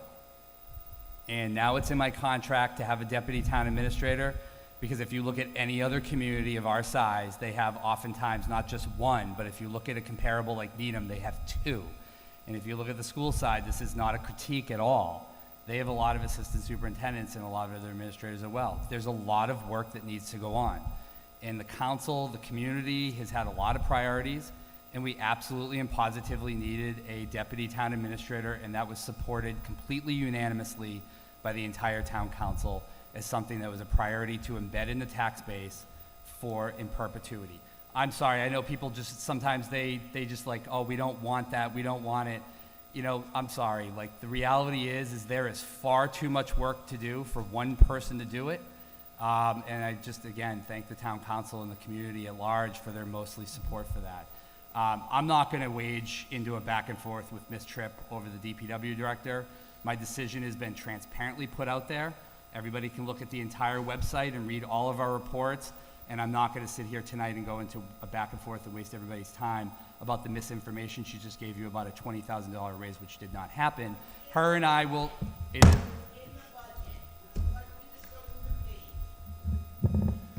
You had your opportunity to speak. He is responding. lastly, I would say, Jane, respectfully, I have asked you for a meeting. After all your public records requests and all the other inquiries, I've given you every single thing for free, as you should as a taxpayer resident. But sometime soon, I would really appreciate if you actually went on your word and actually sat down with me and met with me to go through all of the facts of everything that's gone on and the way that at times you mislead the community. I am not going to wage in back and forth. I'm going to get to the other folks in this room. Just to be clear to everyone in this room, this is not about the DPW director. This is about our school department. This is about our municipal services. This is about public safety. It's about our library, recreation, senior center, and all the other stuff that everybody enjoys. It is not about one person. I have transparently put all that out there for everybody to read. He is extremely good at what he does. He is extremely good at what he does, and he has been known for 20 years to be at the top level of all DPW directors in the Commonwealth of Massachusetts, and I don't back down from that position one iota. Thank you. Okay. Yes, Ann Bergen, 16 Peters Lane, and people graciously gave me 2 of their minutes only because I've been in the system for 50 years and I can provide a little bit of context of the history so they see that. I can't let you go for 3 minutes. I can give you 1 Okay, minute. That's then- what I'm giving everyone. Okay, then so- that is fair, and I will do it. I just wanted to say that I was a 6th grade teacher when 2.5 was instituted, and we were already at the lowest tax rate in the whole, almost in the whole state of Massachusetts. We've been stuck there ever since, and I think all that I can speak to in my 1 minute is what I spoke to earlier is what is, because I have the history, what is sort of crushing my soul is where we were once and where we are now, because we've been stuck at that same level. And just very, very quickly in my 1 minute, looking at what we've lost over the years, it's been so gradual. I think that's what it is, that people do not realize where we were and where we are now. First year, the entire general music program, middle school, wiped out, never came back. Schools open, no drama. Next year, French and Spanish, gone. Next year, all of the librarians in the town. Then we could no longer hire experienced teachers with master's degrees, out of the question. Then we cut back health and phys ed. Then we instituted fees for transporting kids to school and having young families have to pay for sports. And finally, then I'm going to my final one, and here it is. Ready? Ready. All right, here it is. I have total respect for all the work over the years that people have done, and I've heard it over and over that for so many years that the pot is only so big, but respectfully, I remind people that that pot was built in 1980. I suggest you. we need a bigger pot. Thank you. Thank you. Please. Hello, my name is Riley McDonald. I live at 472 Maple Street, and I just wanted to talk about how last year my course teacher she was asked to leave because of budget cuts, and that was really hard for her, and it was really hard for me to see her have to go. And I just feel like it's kind of hard to be scared all the time that the programs I love a lot are going to be cut. And yeah, thank you. Thank you. Good evening. Donna Grady, President of the Franklin Education Association and veteran kindergarten teacher. Thank you all for all the work that you're doing. Excuse me. I stand proudly with an FEA t-shirt on today, and I am sad to tell you that many of my 600 members were afraid to wear theirs because they thought they would be viewed as, oh, those teachers begging for money again. I'm not going to talk about money today. I know it's a budget issue. What I'm going to talk about is values. And I am going to mention money because I just did this at the House Ways and Means Committee. Every dollar that is not spent or is taken away from the schools directly impacts a child in this community. It also impacts an educator in this community, many of whom are your neighbors, your brothers, your sisters, your aunts, your uncles, and so forth. We are constantly told, you are valued. You are valued when we need the schools open for a pandemic. You are valued when we need someone to watch our kids as a daycare during the day. You are valued when you need to keep my child safe. But then we're told, you're valued, but maybe not, we're quite as much as fire and police right now. So we're pitted, and that's not fair. The message that we are giving our community, and I've been here for 25 years, is that the education system here is valued sometimes, but the real message that you're giving your children is that they and their future are not valued enough to spend the money. Thank you. Thank you.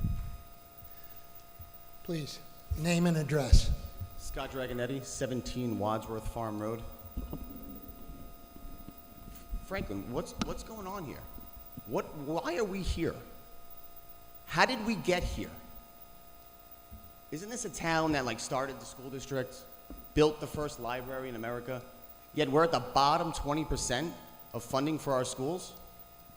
The problem here are the people behind me. These people behind me have been running this town in the ground for almost 10 years, underfunding our systems and driving our community into the ground. So let me ask you, Jamie, enlighten me, how do I live within my means when we're already underfunding our schools as much as we are in the state of Massachusetts? Through you. Yes, go ahead, Jamie. When I listen to residents that are concerned about a lot of different things, I see a balance that's out there. There are a lot of people that are concerned about the affordability of the community that we've heard from. And there are a lot of people that want to raise taxes, and I've made it very clear for 6-7 years. I have a whole pile of warning memos that I've put out since at least 2018, and my predecessor, Mr. Nutting, was writing about this 10 years ago. So as I put on that slide up earlier, this has been a problem that's been escalating for a long, long time. This is the first time that we've had a grassroots organization in Franklin that is trying to go out and do what is in the best interest of a lot of people here, which is to go do an override to be able to pay for the services that people want. That is a decision that people have to make. I can't just go raise things on my own, 5, 6, 7, 8%. You have to go out and have a ballot question to raise taxes over 2.5%. A lot of communities, by the way, don't even raise their taxes every year, Prop 2.5 at 2.5%. In a lot of communities, you have unused levy capacity where they raise them 2.2 and have like a little stash of additional capacity. Franklin, for as long as Mr. Nutting was here and the council was fully supportive of all that for years, has been maxing out at Prop 2.5 for 20 plus years. So at the maximum tax rate that is applied, the town has been doing that for over 2 decades. But at the same time, you're saying that we are seeing increases, inflation. 2.5 does not align in that. And you also mentioned in your presentation before that even back in 2016, we're using slush funds or whatever phrase you used to... Rainy day? Rainy day funds to bridge the gap. So you said it, we've had this problem for years, but nobody has stepped up to make a change sitting up there. Nobody. That's has. wrong. So you are wrong. Okay, so we are in this position for why? Because the taxpayers here don't pay our because taxes? We don't shop locally? Okay. We don't support this community, sir? Are you done? Yeah, hit the hammer. I know you love it.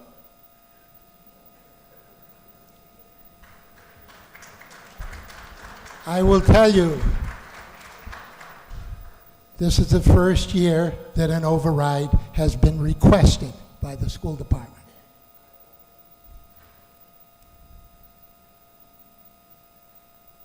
Please.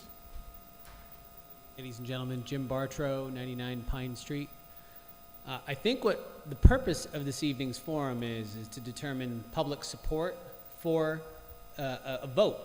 Is Either that correct? public support or Or lack thereof, yes, sir. Correct. I have heard numbers thrown around about the cost of a special election and a vote. I think a lot of people in the public compare these numbers to their home income, to their home budget, and they sound large. But this evening we saw very large numbers for a very large community. And I just want to put it in a frame of reference that, you know, the numbers for this type of election are like a fraction of the town's phone bill. Like, it is a very small number for you to be able to go out there and vote your conscience on this topic.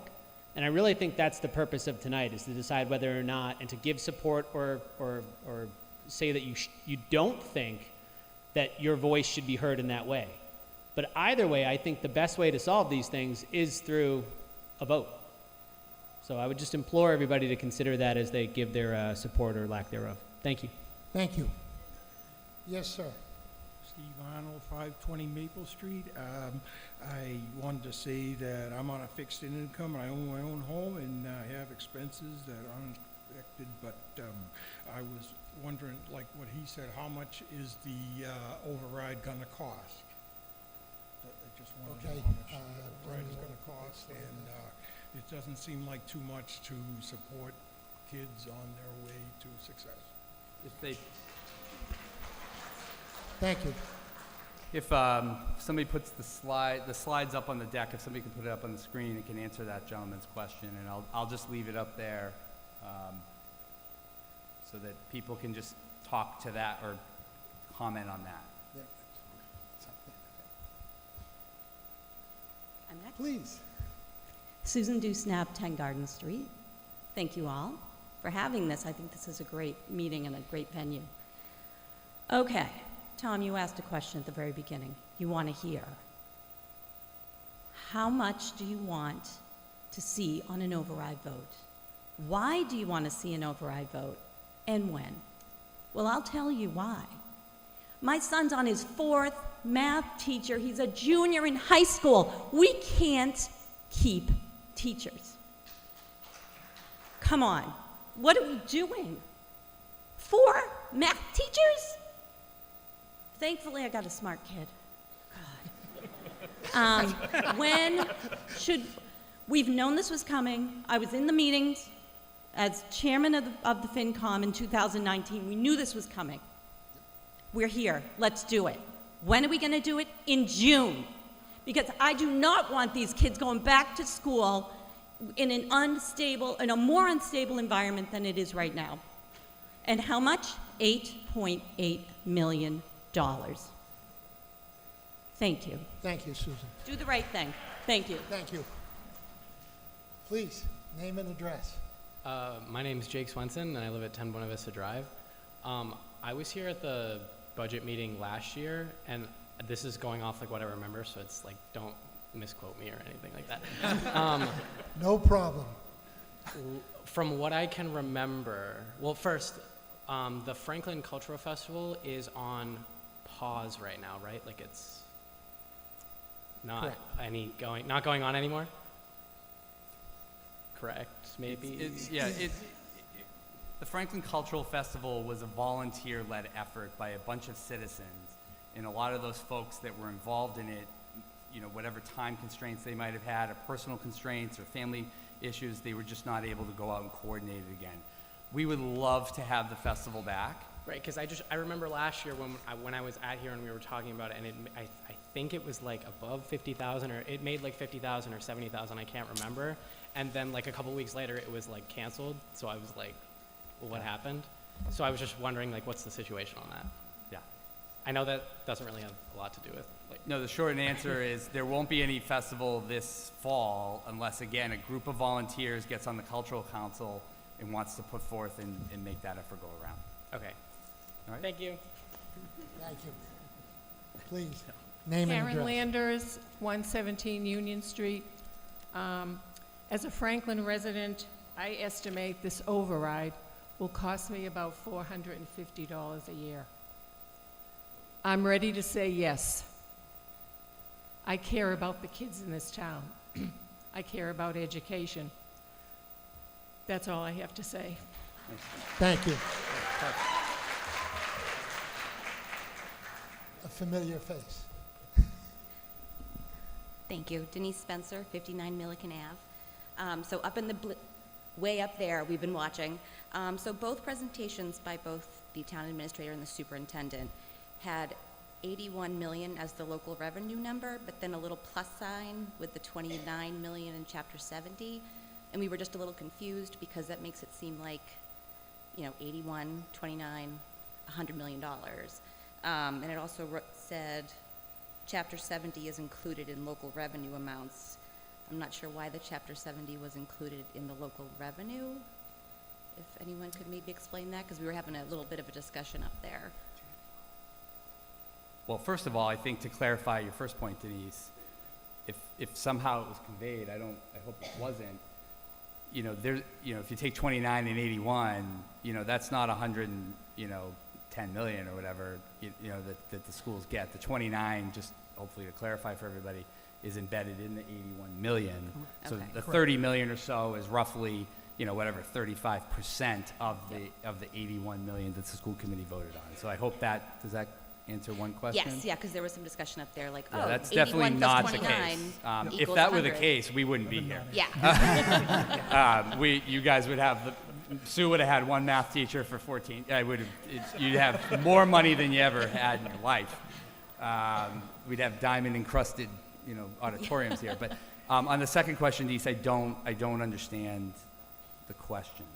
Well, I guess I'm just confused why Chapter 70 would be included in the local commitment amount. It's included on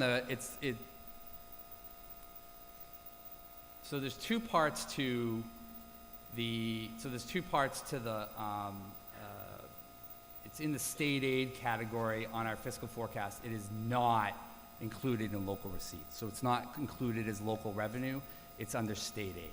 Okay. So then the local revenue isn't 81 million, it's 51 million? Was it one of your slides? 'Cause Yeah, I it don't was, even know it was, yeah, it was one of our slides. And what we were trying to do was show what the revenues are that make up the budget. And we identified, everybody talks about Chapter 70, and we included it as a number, but I wanted it clear that that's part of the local appropriation to the schools. Okay. So I'm not could you restate the question that you? So in the slide that you had posted, it said local revenue was 81 million. Right, yes, so really what's coming from the town from taxes, fees and whatnot is the 51 million that Okay. you mentioned. But that 29 million is part of the town's revenue. Yes. It just happens to be Chapter 78. On the flip side, there are expenses that come out from the town's revenue, from the town's cherry sheet number, Yep. that aren't charged against the schools, like school choice, Yep. charter schools. So, you know, if we incorporate all of that, those numbers would look very different. Those are all on the town side. I just like to include Chapter 78 so people understand that that's part of what's in the school's revenue with the town. Thank Okay? you. Thank you very much. Yep. Thank you. Please, name and address. Janelle Lang, 2 Harlow Pond Court. Just a few comments. Thank you for the good presentations. As a resident and homeowner, I just wanted to make a comment that the quality of our schools impacts our home values and our economic development opportunities in this town and the perception of our town from the region. And if we risk losing accreditation in our schools or reducing the quality of our schools, it could drag everything else down with it. As a citizen of Franklin, it's disheartening to think about that the future citizens of Franklin, the people that are in our schools right now, are in this beautiful high school without a librarian. So I just want everybody to imagine, can you imagine going through high school without a librarian? Basically, the library is a really great lounge. And as someone who hears on social media or lots of opinions out in the town about, oh, Davis Thayer should turn into a community club for teens. Where do the teens go? They used to be in the after-school clubs that were cut last year. So this past year, a lot of the kids didn't have anywhere to go. And that needs to come back. So that's a pitch for the 8.8. And then I just want to make one quick pitch for the special election in June, because I'm not sure if it was clear in the presentations that if we don't have that special election before the fiscal year starts, then those 30 educators and all those cuts need to happen anyway, and they can't come back until next year. And that will be a huge impact to our kids, like more than they've even gone through the last 9 years that I've seen it happen. So those are my comments. Thank you. Please, name and address. Eden Donovan, and I live at 11 Skyline Drive. I'm a committed member of the Franklin High School Theater Company as the current social media ambassador, an actor, and technical crew. Along with this, I'm currently one of the Franklin Arts Academy representatives. I'm up here today because I don't want to see programs that I'm involved in and care about get cut. Seeing these cuts happen would affect many students at Franklin High, but also within the younger grades. Students look to the arts for guidance, to look for a voice, and stifling that voice can be detrimental to the creative development of students. That is all I would like to say. Thank you. Thank you. Another familiar face. Mark Minichelli, 31 Longfellow Drive here in Franklin. I just want to say, first of all, I support having an override. I also would support having an early override vote in June. My wife and I moved our school-aged children around, relocated school-aged children 3 times during the course of our corporate moves. And I guarantee you, every time we looked at a new community, one of the very first things we looked at was the quality of the school system. If we want Franklin to continue to be a place where people come and are attracted to and want to live, it's very, very important we maintain the quality of our schools. My only last point, and I spoke to this at the last meeting as well, is the sustainability coordinator position. There are several of us that believe that that position can more than pay for itself. I will come back to all of you individually with some business cases of other communities who have actually generated income through the addition of a sustainability coordinator. Thank you. Thank you, Mark. Please. Mariette Morelli for Hamel Court. As a business person, I would say I'm not in favor of an override. If you are going to have an override election, it should be done on the regular cycle. And I say that because I think it comes off very sneaky to have something, we did this the last time, I think there was an off-cycle election about the tri-county schools and whatnot. So it should be when people are ready to vote, and then we put the question on there. In some cases, that means that you have to plan further out, and I understand that, and I'm all for the schools and the teachers, and I want these things to happen, but then we need to get ahead of it, and it needs to be during a cycled vote. My other two comments would be that Davis Thayer, I know there's a lot of emotions around it, but if it's an antiquated building, it's going to cost the town a lot of money that we clearly don't have, then we should sell it. And my third comment would be, if 83% of the commercial and the industrial taxes, if we're 83% lower than the rest of the state, then why don't we start raising up some of those taxes? There's a lot of industry here, and they're at a 17% tax rate, or 17% of the local taxes, of the state taxes. Why aren't we starting there at least to gather some of our funding back? So those are my three comments. Thank you. And I think part of the tri-county vote was during a regular election, and then the funding was separate. Please. Hi, I'm Kathy McGuigan, 2 Cranberry Drive. I think, obviously, it's just so obvious to me that this is necessary. I don't understand opposition to an override. I really don't. At $46 a month on average, that seems like, I'm looking at the numbers, like, what are we talking about?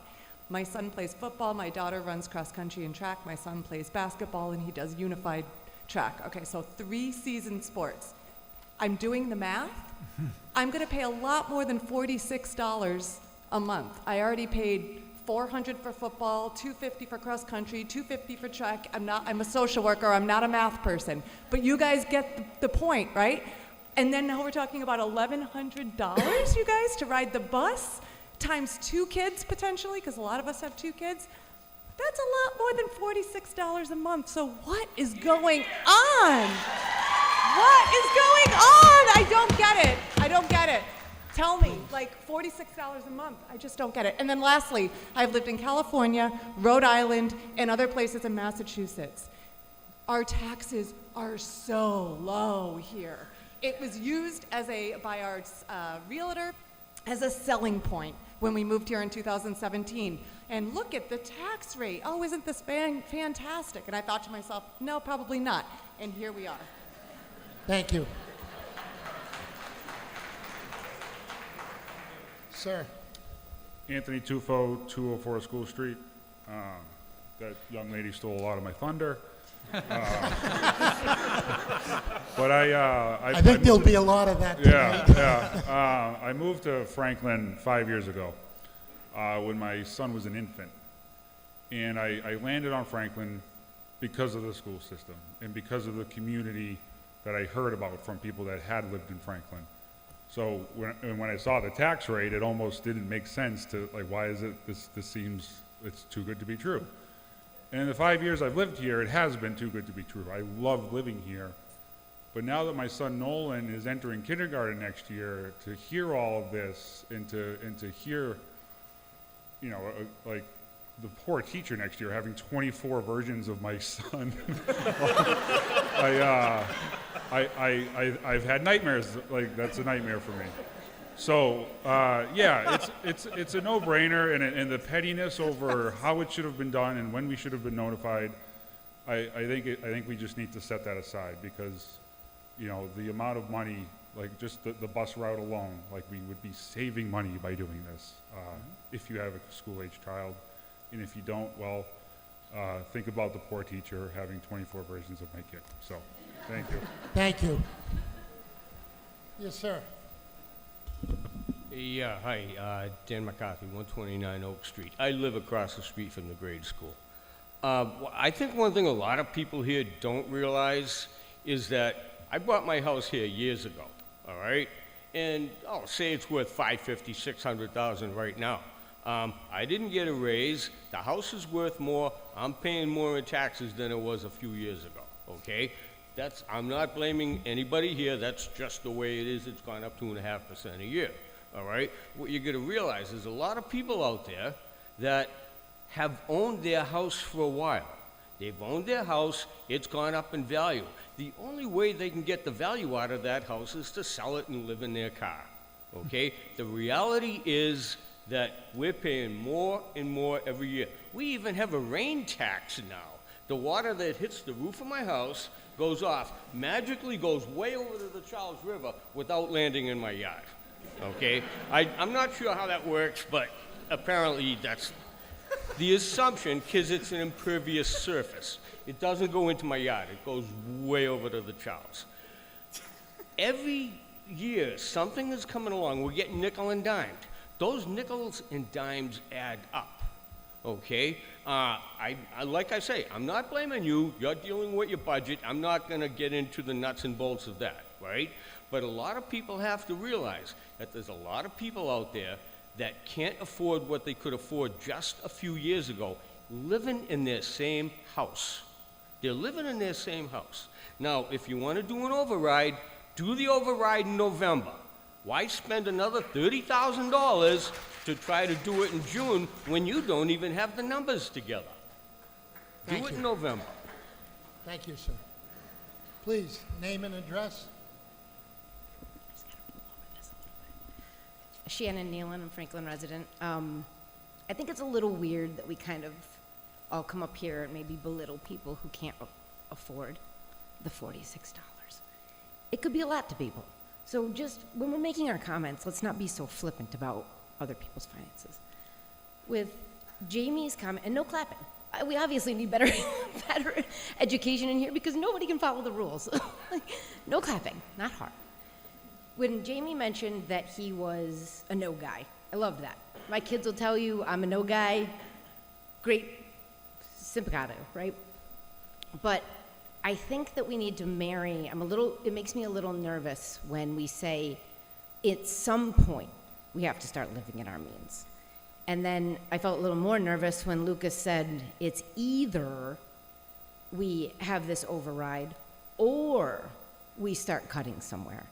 So where the town is asking for the community, I'm for the override, surprise.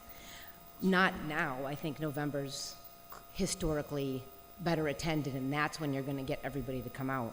So it should be in November, but notwithstanding, I think that we need to, if the town is asking us for buy-in to raise our taxes and put in more money for the schools, I have 3 kids, I moved here for the schools, so I get it, but if they're asking for that, I think the town needs to buy in too. The town needs to commit that they also are going to do the cuts, not eventually or either or.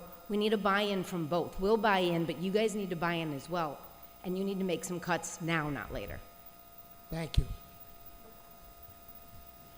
Please, name and address. Hi, Lauren Motley, 119 DNAV. So I have a question, and I'll preface this, I am for the override. But from the previous presentations this evening and prior, we mostly know the impact of not getting the override, and making an investment today for the future is what's being asked. Some of those investments are intangible, I get that. For example, the impact on our kids by having less volatility in the teaching staff. But I'm curious if you're able to quantify any part of that investment over the next 3, 5, 7 years, and perhaps show how it contributes to the school revenue stream, and helps us further avoid being in a budget situation like right now. Great, thank you for the question. Sure. Through the chair. So basically, I'll base it on the premise of that basically stabilizing a budget in the late in the spring when we are doing that with the funding that we have puts us at a bit of a deficit in our planning and our ability to kind of model out how we want to operate as a district. I talked with many superintendents on 2 boards for 2 different organizations where we meet, and I know that they have their approvals earlier in the season. That's not a strike on us. We operate much like a city.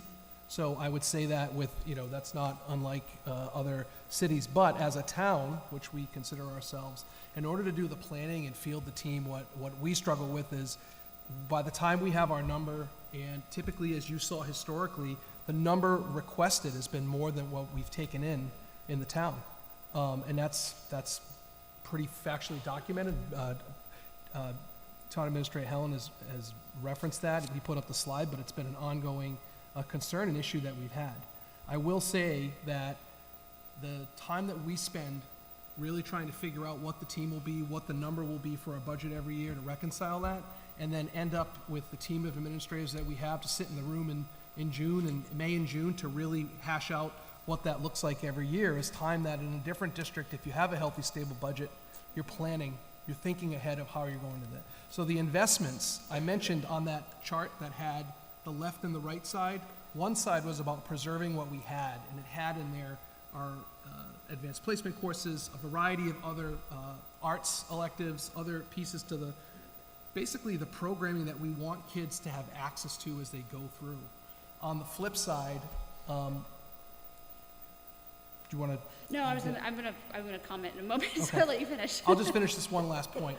On the flip side of investing, we mentioned early college and dual enrollment. We've mentioned other opportunities that we would have if we had a budget that we could count on having the right number of staff with those pathways. Chapter 74 through the state will provide funding. If you can demonstrate that you have a pathway that has a series of courses that are aligned under a theme, and basically by the time you graduate, you've taken X number of courses in, I'll use an example of broadcasting for this example. Social media, broadcasting, we have a TV studio within this high school. If you string together a series of courses, students could leave with a graduate certificate, the courses that they need, but we can't get the commitment unless we are providing the staffing we need to offer that series of courses. So that's the investment side. Yeah, so if I'm hearing you correctly, the volatility that we've experienced year over year is kind of getting in the way of being able to plan and forecast what's going to come back to us. And you heard the student mention the loss of the chorus teacher. What ended up happening is we had an initial budget that we resolved. There were impacts that impacted that particular teacher through cuts when we look at seniority. Yeah. So even with, after we went for a second round with the town, we were fortunate to receive the additional funding. What ended up happening is we went to try to bring back some of those positions, but at that point, people have left, they've taken other jobs because it's more secure to leave, and that's the volatility piece I think I would mention in reference. Yeah, so what would be, do you want me to stop? It's fine. Sorry, I know this feels... I was just trying to find numbers that we could use to influence, because if you can show the return on investment, if you will, then that helps us see the other side of it. Thank you. Please, name and address. Julio González, 5 Lydia Lane. Thank you. There's Steve. Thank you. I just wanted to ask all of you, well, beg all of you, to keep, we need to be neutral on this. I see here a lot of drama from both sides. This is very uncomfortable for me at least, and I think for more people. I just want information to make a good decision. That's it. You need to work harder. This thing is already dividing the community, and it will get worse. I see a lot of drama. Instead, a part of good opinions and things, this is more a show than a productive debate or discussion. So please, I beg you, keep this position, your position neutral, and work harder, okay? Thank you. Thank you. And ultimately, it is the residents' decisions. All the town council will be doing would be putting a ballot question out there, and then it's up to the residents as to whether it passes or not. Please, name and address. Camila Napoli, and I'm a teacher at the Franklin High School. I was affected by the budget cut last year. I was at one of the middle schools, and I'm sorry, I can talk in front of students, but adults is just terrifying. So we talk about equality across all schools and for all students. With my position being cut, which was Spanish, my other colleague at the middle school, she got double the load of work, and so that limits the services that the students are going to be provided. And luckily for situations that happen, because I really like Franklin and work in Franklin, I was able to stay at the high school. But I was able last year at the middle school to create great relationships with the students. And there are students that are unable to take the program because they, the cuts, so they were sent to different places to be able to have the other teacher load a little bit reduced. And they told me that they deeply miss Spanish, the program, right? So I'm just looking out for the kids. I absolutely love being a teacher, and it's, we do what we love because we love the kids, and yeah. Thank you. Please, name and address. My name is Robin Toll, and I also work for the school systems. I work in 3 of the schools as a service provider. I'm not a resident, but I love the children that I work with, and I'm passionate about the work that I do. And I just wanted to make a comment that in order to service the children, I service the teachers. I support the teachers so that they can service the gen ed. I support the special ed community with skill development and so forth. I often spend hundreds of dollars of my own money in order to provide meaningful and purposeful activities for the children out of my own pocket. I do that every year. And many other teachers do the same thing. But I also want to impress upon that each job within the school serves an important a purpose, and it takes a village in order to educate and in order to help children be the best that they can be. And with that comes extra services. And without those, you don't have your best child. So Thank you. Please, name and address. Camille Bernstein, Lincoln Street. Did I say the number? 366 Lincoln Street. Come on by. I wanted to speak first to, it's frustrating to hear that this is the first time that an override has been proposed, because that undercuts what has happened behind the scenes, where concerned citizens will talk and then they will be told, oh, you can't pass one here. Oh, it'll never happen. It'll be so hard. People did it. And it's constantly gaslighting citizens who wanted to see changes. And it is only recently that people, including elected leaders, have stopped saying, we do so much with so little. It's so insulting to have heard that. And it also, these numbers totally belie the way that the schools have had to cut their budget before it's even presented to the town. And it's only because of leadership of Denise Spencer last year, who said, Lucas, ask for what we need so that the town can see what we actually need and how much we're not getting. As to the election in June versus November, Franklin already has a problem with retention, and also I've encouraged people to apply here and they're like, no, it's unstable. My job will get cut. I'm not going to come to a place that cannot support a budget in a stable economic situation. And excuse me, I work in Natick, and it has its own problems, and sometimes we have to make cuts, but by February, those teachers knew that they were going to be cut. So they have February, March, April, May, and June to apply for jobs. Here, June, July, August, that's it. They have to go find something else, and we are left not with the best pool to look for. Thank you. Please, name and address. Paul Schaap, 6 Carpenter Drive, Franklin. I just want to remind everybody that the cuts this year to the school department were partially self-inflicted. By 2% raises over and above what everybody else got in the town. 2% over 3 years, add that up, it's approximately, that's 6%. I also want to remind everybody that we got a Community Preservation Act that took 200 acres of land off the tax rolls.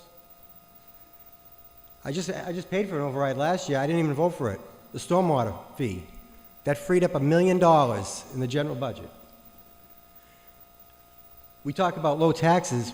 It's like staying at a hotel. We get feed to death afterwards. So that's kind of an overview look on things. As far as retention of teachers and whatnot, I'd like to remind everybody that other towns and other departments have problems with retention. The workforce has problems with retention. I know Mr. Helen just talked about the difficulties in hiring a deputy town administrator. Mr. DeRico's talked about problems in his area. I talked to a police chief today who talked about their difficulties in another community. As far as teachers go, I've talked to teachers from this town and other communities.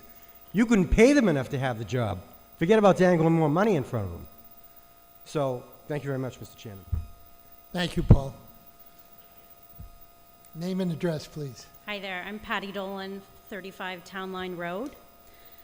And thinking about this, when you build a house, one of the most important things is the foundation that you lay at the bottom, right?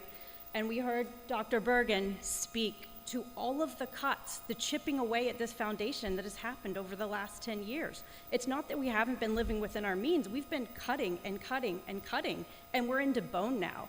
And I think I have friends who are teachers, and they have no interest in coming to Franklin, and it breaks my heart because I moved here before I had a kid because of the school system, and it goes to volatility, and that also goes to the importance of why we would need the election in June and not November, because it needs to be before the budget's set. We need to work on our foundation and show that we care about education and the town. Thank you. Thank you. Please, name and address. Hello, my name's Dasha Vidiera, 35 Marvin Ave. I am here because I think one of the biggest things, and somebody had touched on this, is what the real problem here is our community is divided. And if anything, what I can definitely say right now is a true thank you for everyone that's sitting up there, everyone that is here, because I think in the last 4 years, what I've witnessed within my own journey getting involved in town, local politics is there is a movement that has a majority voice, and it has required people at the ability that they feel comfortable to come forward and say something. And I have been a consistent voice that has done that, and I have not gone away. Now, with that said, I think standing here today looking at how many people are in this room, it tells me it has worked significantly, and I am very proud of that. Now, with that said, we live within the state of Massachusetts. There's a lot of issues at play, and I think lasering on just Franklin to solve the magic issues is not realistic. So going to the basics of looking at the budget and the numbers. Thankfully, I married a man who is deep in finances, and we plugged in, based off of the budget that was released on the 12th, what this would actually cost my family. So then that way I could make a real decision. Before before the override cost, it will cost my family an additional, and these are already written that are already in play, $584. With the override at a 650,000 home value, that's $786, which means that I have $1,370 that will cost my family per year. So if that puts it in perspective, thank you. Thank you, Dash. Please name and address. Jackie Maceo, Elm Street. I'd like to preface this. I've been a teacher for 29 and a half years. So I've had, I've seen budgets in schools and how they do the cuts and how they ramp up the fare. Okay, so I've looked at pages 18 to 22 of the school presentation in terms of enrollment and class size. Jefferson enrollment next year down 18 students, adding 22.5 staff, 2 teachers. So class size goes from 22.6 to 18.6, pretty damn good. Kennedy enrollment down 10, 3 staff next year, only, 1 teacher, class size now 20.75, next year 18.8. That sounds great. Keller, enrollment down 18 next year, adding 3.5 staff, 1 teacher, class size 21.78, down to 19.5. Oak, enrollment up by 11. Ooh, it's a school that's got new students, adding 3 staff, 1 teacher, 21.49, down to 20.97. Parmenter, enrollment down by 5 next year, adding 6 staff, 1 teacher, class size 20.88, 17.75 next year, according to that. There's no data to determine the class size for the 3 middle schools or the high school for next year. However, the combined 3 middle schools are down by 36 students, and they want to add 7 staff. High school is down by 92 students.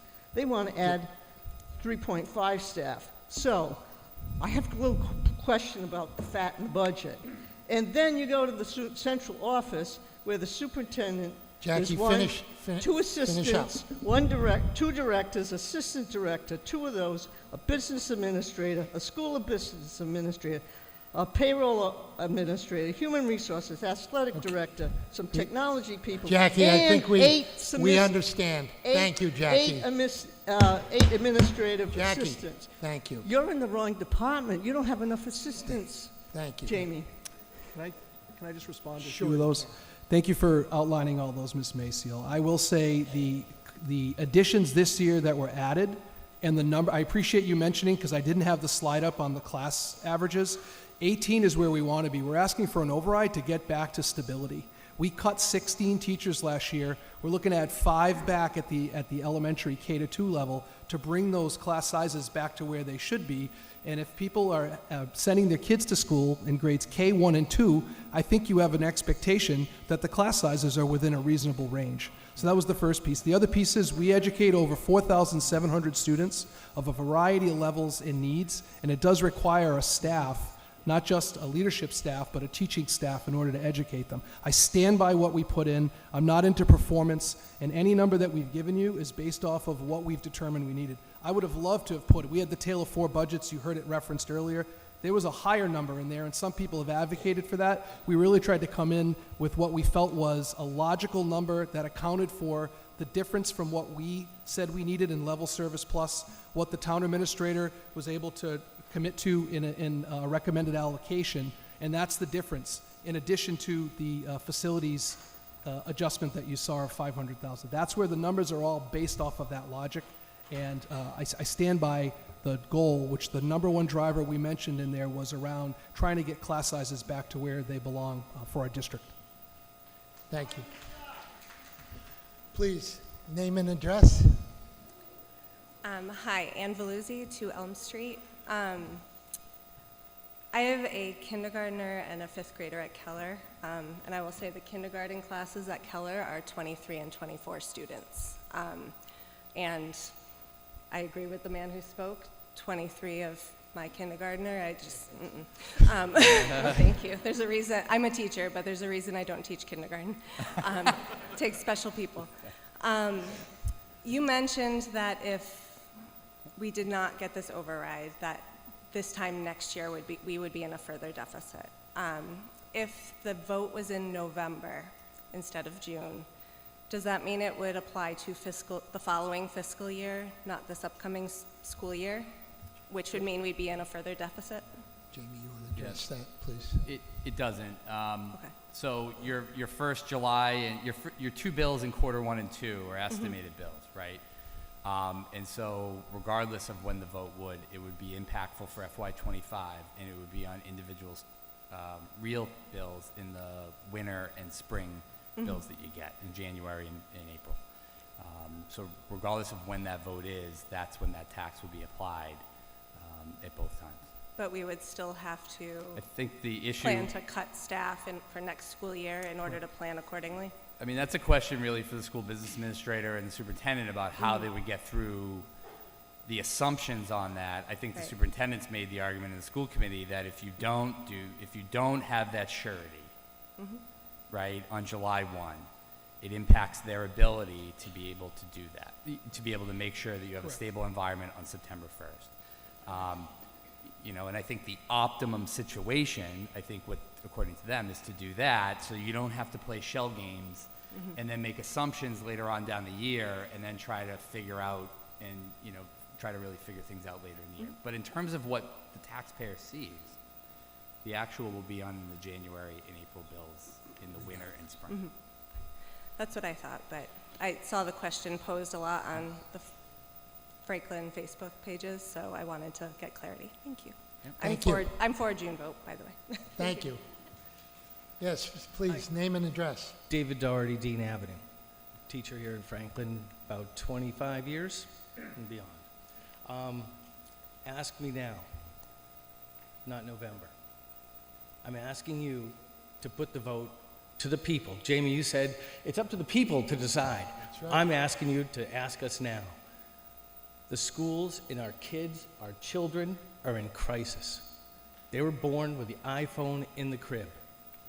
Their brains developed different than ours. It's this. They can't pay attention. It's not that they can't read. They don't read, because that's it. We need the support. We needed this money years ago.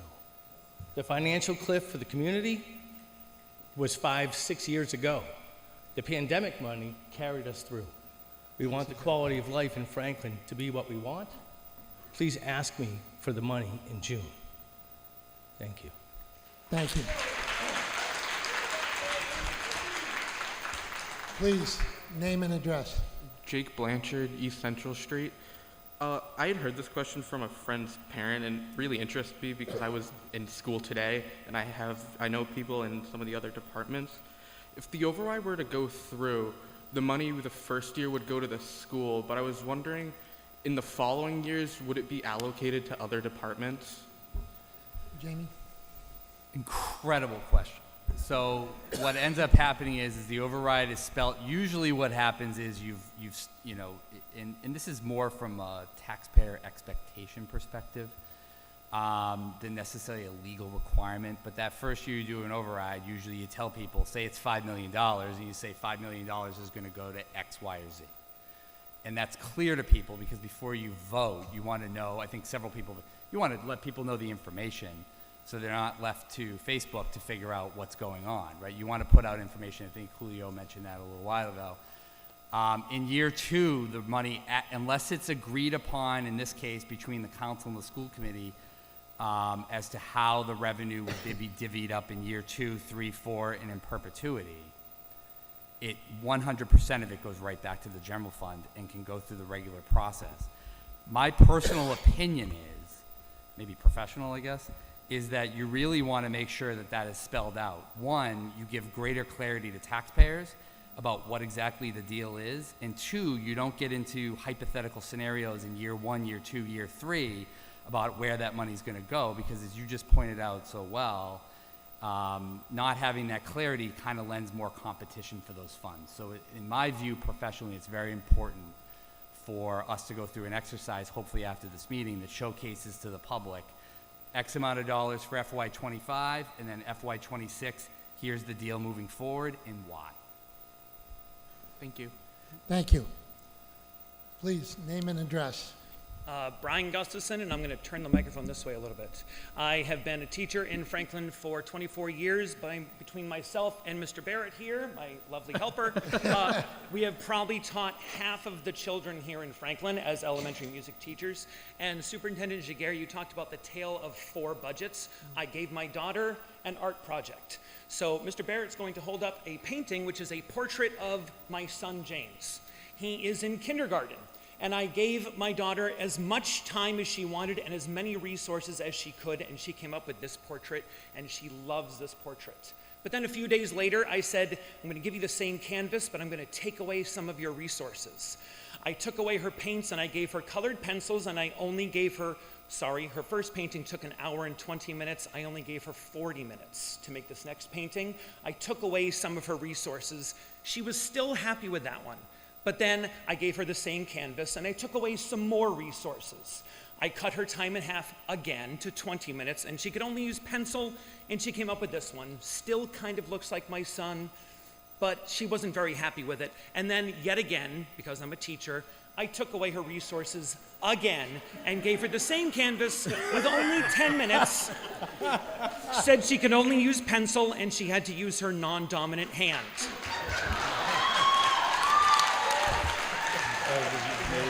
Absolutely amazing.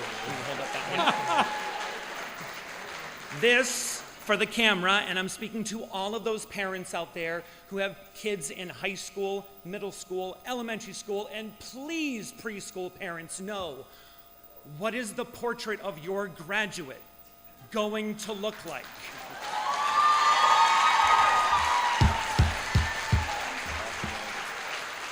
Thank you. Please, name and address. That's a tough one to follow. Yeah. That's very tough. Steve Malloy, Russet Hill Road here in Franklin. I would say to that teacher, it was a great presentation, very funny. I kind of heard the same thing 15 and 20 years ago. You asked for brief, I'll be brief. I'm against the override.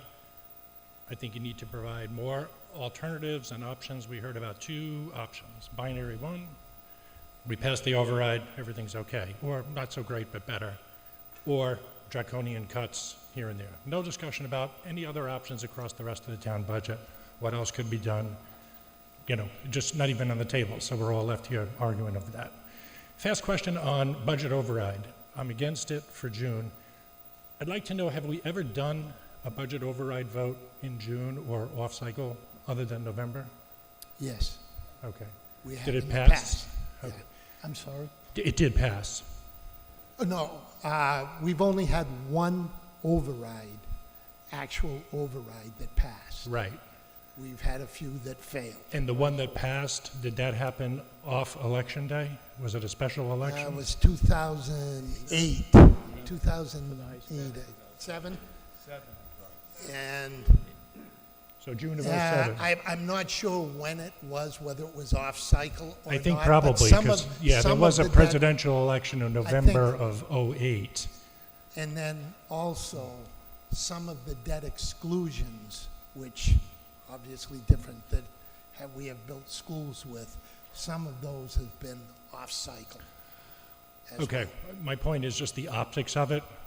To someone who's cynical, maybe a little skeptical, off-cycle election looks to me like we're hiding the ball somehow. Understood. Thank you. Thank you. Yeah, hi. Please name My and name is address. Brian Robichaux, 32 Newell Drive, Franklin. Basically, I just wanted to make a comment that you people have much more influence over than I would. I did mention to Jeff Roy last week when I had him at my discussion group that the state budget is always the last to come in. It's criticized as being one of the, the last states to even get their budget in. Your hands are held, in control. When I mentioned it to Jeff, he said, well, they know they're getting $600 million. I said, well, it hasn't been allocated yet. So the 100 teachers that are still floating, through the summer and don't know whether they have jobs or not, you can't make a decision based on that to finalize the commitment that you desperately need from all of them. And I think that turnover is outrageous and very difficult to challenge. That's all. Thank you. Yes, please. Name and address. How you doing? Ryan Livornia, 58 Lenox. We just moved here 3 years ago, and I just want to open with, there's an adage we've all heard, we all know it to be true, and yet we ignore it. If it's too good to be true, it is. It always is. We moved here because it was low taxes and great schools. Well, okay, but that doesn't work. We're seeing that here. 3 years, I guess I didn't get as much out of that as I'd hoped. Fine. I mean, to echo the point before, to echo the point, 24 of my kid, I've got a 4-year-old and a 6-year-old. I wouldn't task someone with 10 of them. So, there's ads on TV and whatnot. That's just priceless. There's no salary that can put a figure on that. It's something most of us wouldn't volunteer to do or get paid any sum to do. So, the schools question, I think, is part of it, but the bigger question is a budget question. And to me, I have some challenges here. I think we need to figure out how to generate some revenue. Instead of just raising taxes and blanket everybody, generate some. Certain people use certain things more than others. How can we make that a revenue generator rather than, we need elderly people in our community, people who've lived in the community for 20 plus years and want to stay here. Doing something that just blanket hits everybody drives those people away. So how can we balance a little bit, right? Things like you had on the slide of like charging for parking. Okay, charge for parking, maybe not $125, maybe $50, and if you carpool, $25. I don't know, something like that to help generate some of it. And then lastly, if we can figure out how to make this a plain text vote, I would really appreciate it. We had some votes here. I voted in town recently, and I regretted every second of it because a negative was abstracted off. There were 2 negatives in the statement and then another one in a reference that I didn't have in front of me, so I voted the opposite way I intended.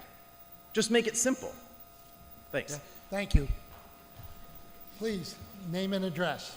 Yep, Megan Benson, 19 Winthrop Drive.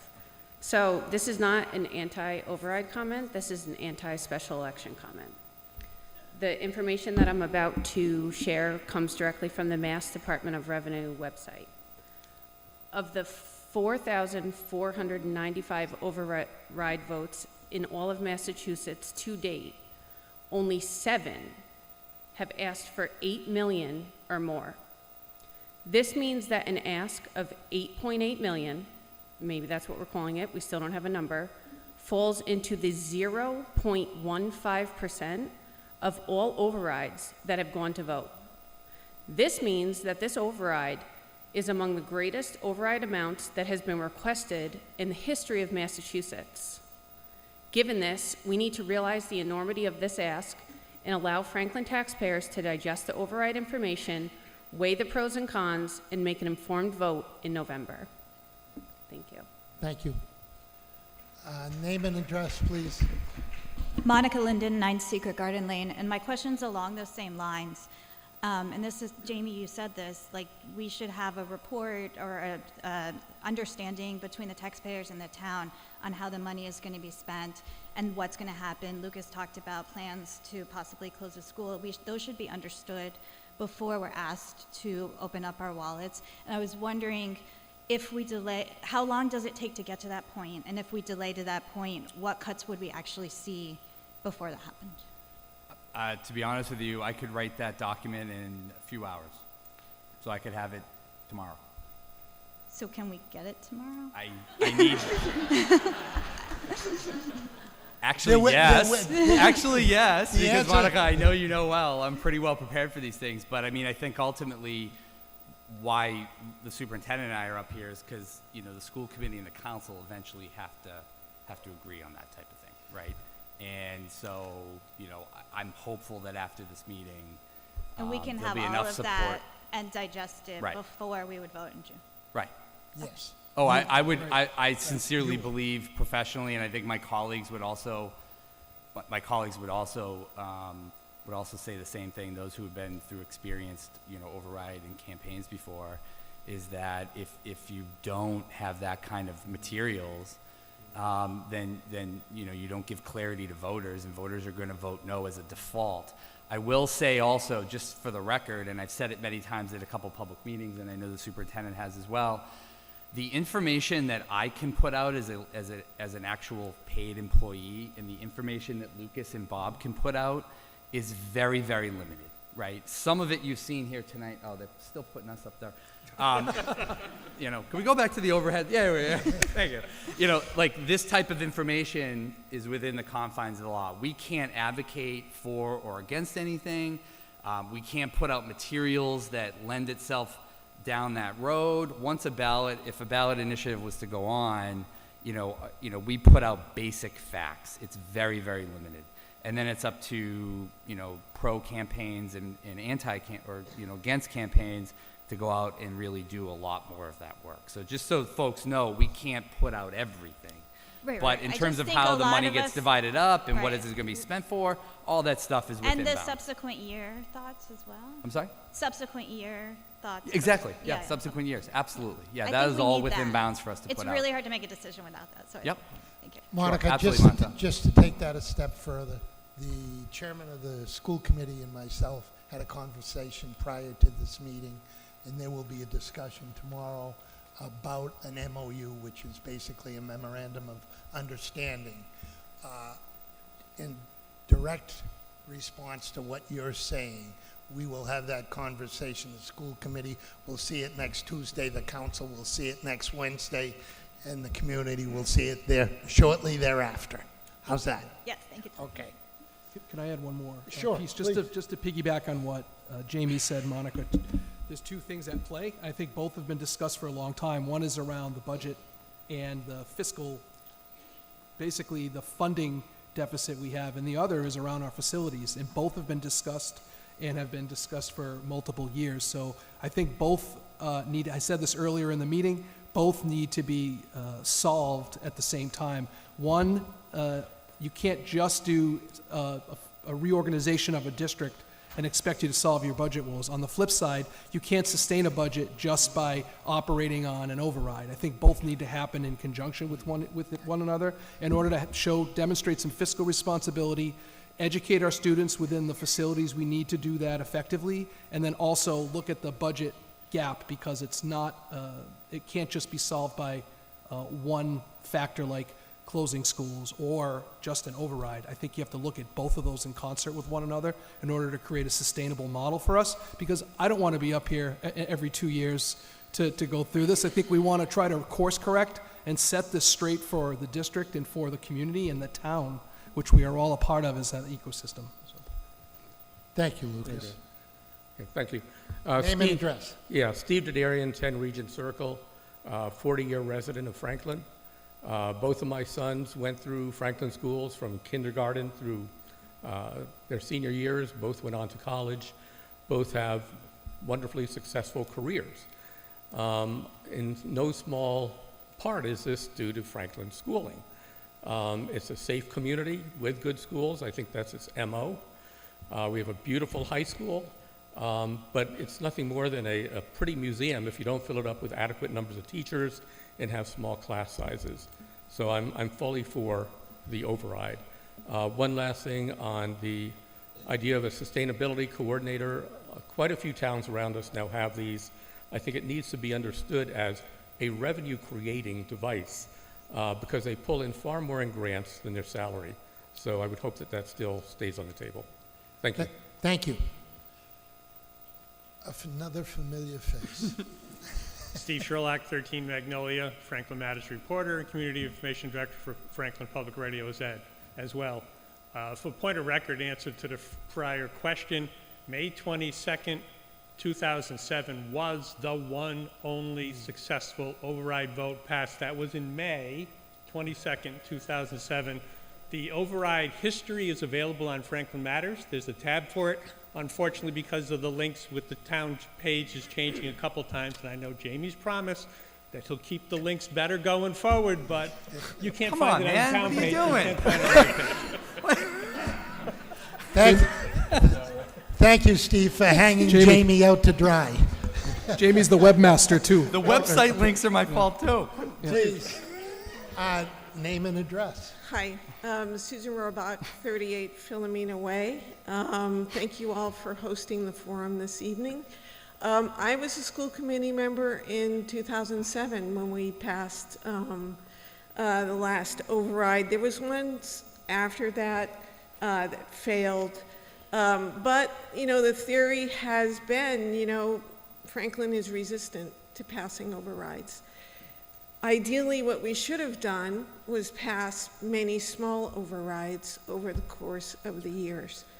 And we didn't, because we are a community that is resistant to overrides. So as a result of that, we find ourselves in a huge hole.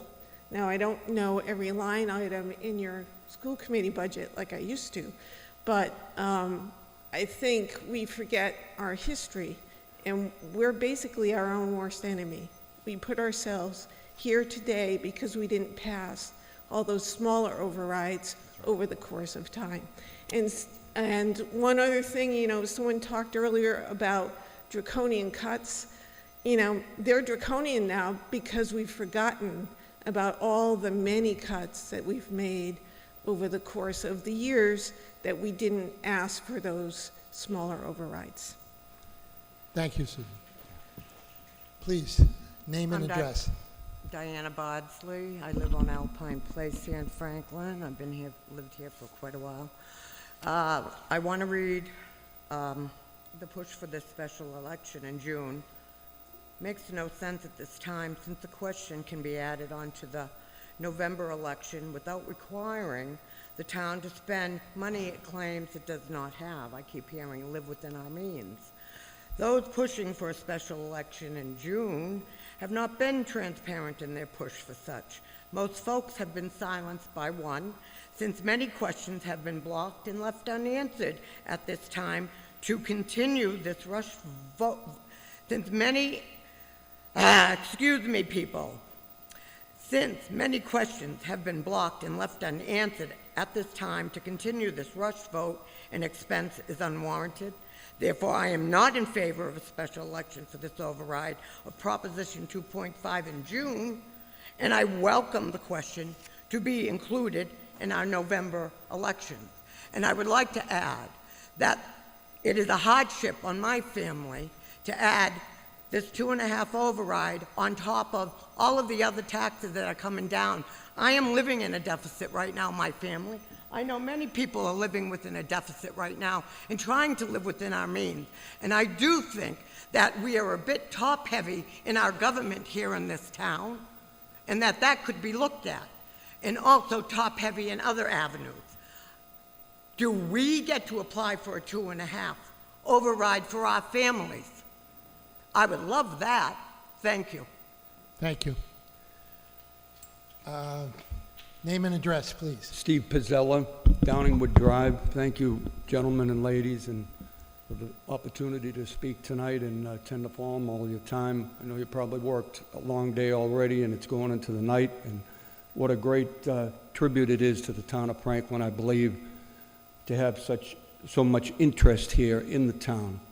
Like so many families, about 26 years ago when I retired from the Army, I moved to Franklin. My wife actually fell in love with Franklin. My 2 children, too, like one of the previous speakers mentioned earlier, went from not necessarily from kindergarten, but from first grade all the way up through high school in the Franklin school system. And we're grateful of teachers. I have teachers in my own family, too, and in my opinion, teachers never get paid enough. However, as the previous young lady just mentioned, of course, needless to say, in 26 years, the cost of everything has gone up. Our property taxes here, cost of food, everything has gone up. Fast forward to last September, I think the microphone went off here, I don't know if that, but I think, can you hear me okay if I talk, if the microphone's You're off? fine.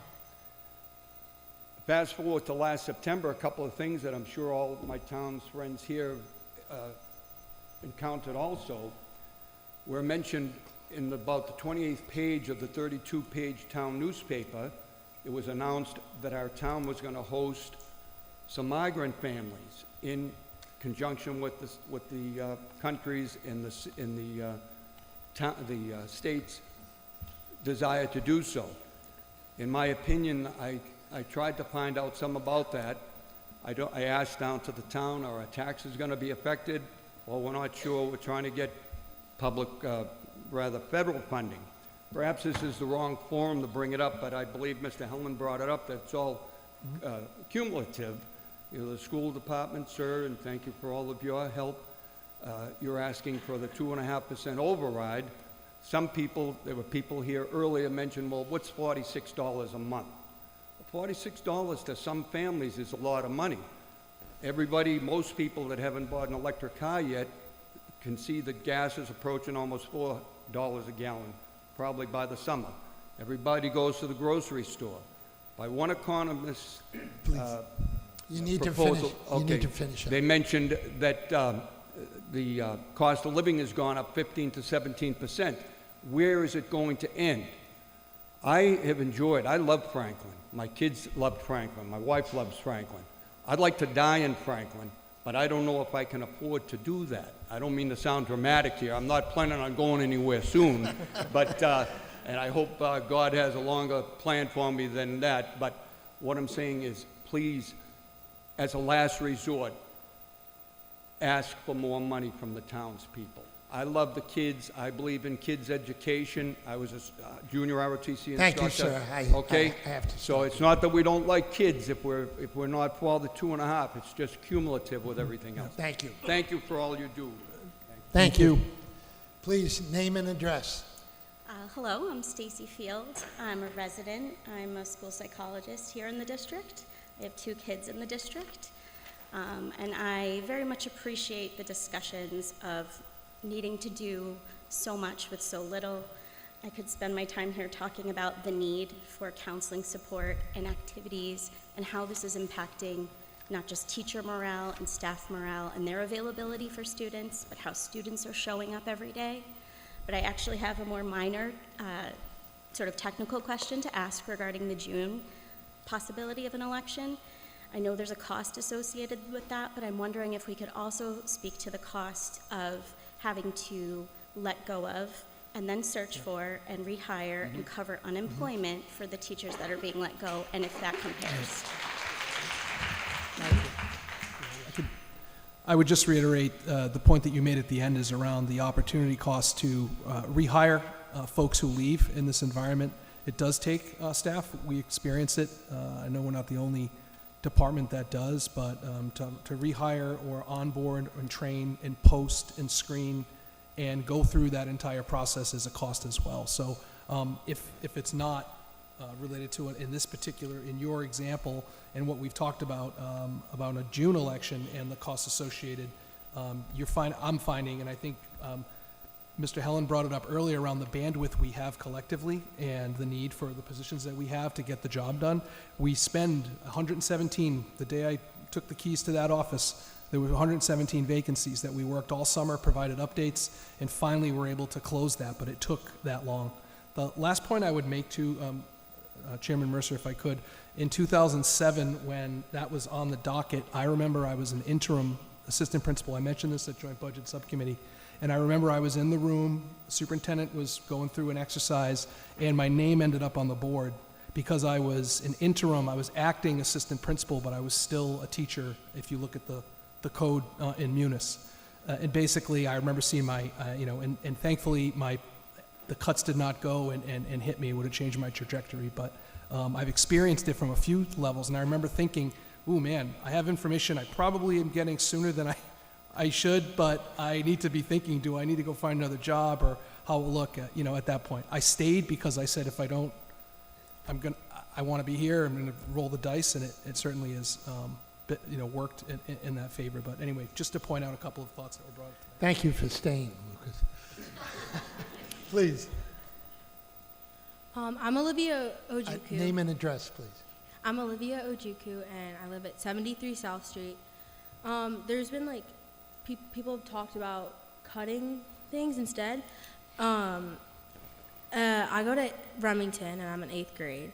And last year, there were a lot of teachers who were laid off because of cuts. There's not any more places to cut without, hurting more people. And waiting to have the override vote is just digging ourselves deeper into the hole that we've been digging since 2007. So we should have the vote in June. Thank you. Please, name and address. Yep, Chris Chalk, Farm Pond Lane. I was also surprised at the low commercial rate. Surely someone has a succinct answer as to why that rate can't be increased. While still remaining competitive, I'm sure that'll be part of your answer. We need to be competitive, but it seems awful low relative to other towns in the state. Surely you could increase that rate and make a dent in this deficit. If you could please answer the question that was asked earlier. Thank you. Jamie. So through Mr. Chairman, so I think what you're referencing and what's been brought up is a split tax rate. Yep. Okay, and the split tax rate is an annual vote that the council takes as part of the tax rate hearing. Split tax rates, I'm going to try to do the best I can to keep it in the minute because I know Glenn's over here with the timer, but a split tax rate is something that could be considered. It's something that wouldn't ever not be available. There's a lot of pros and cons to both sides. Number one is if you raise commercial rates, because we're a border community near Rhode Island, there is a competitiveness issue with that has been well documented. If you're on 128, for example, in Needham or Newton, and some of those cities and towns and the businesses are there, the likelihood of them leaving or getting new ones is much less likely. But the bigger issue is that if you shift the rate, you don't actually raise more revenue, and that's a big misnomer. You just actually take the residential tax rate and shift it onto business. The problem is, and it's why it's risky, is if you make that move, you're in it for life. Because if you want to go back and businesses say, oh, we're going to go to Rhode Island, or we're going to go to Attleboro, or we're going to go to Plainville, or whatever, to go back to a single rate if it doesn't work out means you then plunk all of that tax that you put on commercial businesses back on residents. So it really needs to be, when you're considering a split tax rate, you really need, and I would recommend the Board of Assessors and the assessing department would lead a study and a project to look at the metrics of a split tax rate. But you do not raise more revenue. You don't. It's the same amount of revenue, you just shift it around and you put the burden on business, and you can take a little bit of off of residents. And also, just so people know, if people think that shifting the rate gains them like $2,000 off their property tax bill, it ain't anything close to that. You're talking maybe a couple $100 off your property tax rate. It's not a huge savings. Thank you, Jamie. Please, another familiar face. Name and address, please. Sue Cass, 146 Long Hill Road. I didn't intend to speak tonight. The people who know me know how much I hate standing in front of a microphone. But I've been impressed by one thing. I came in here absolutely in favor of the override. Obviously, from my hair color, you can tell I'm retired and on a fixed income, and so adding that tax burden is not welcome.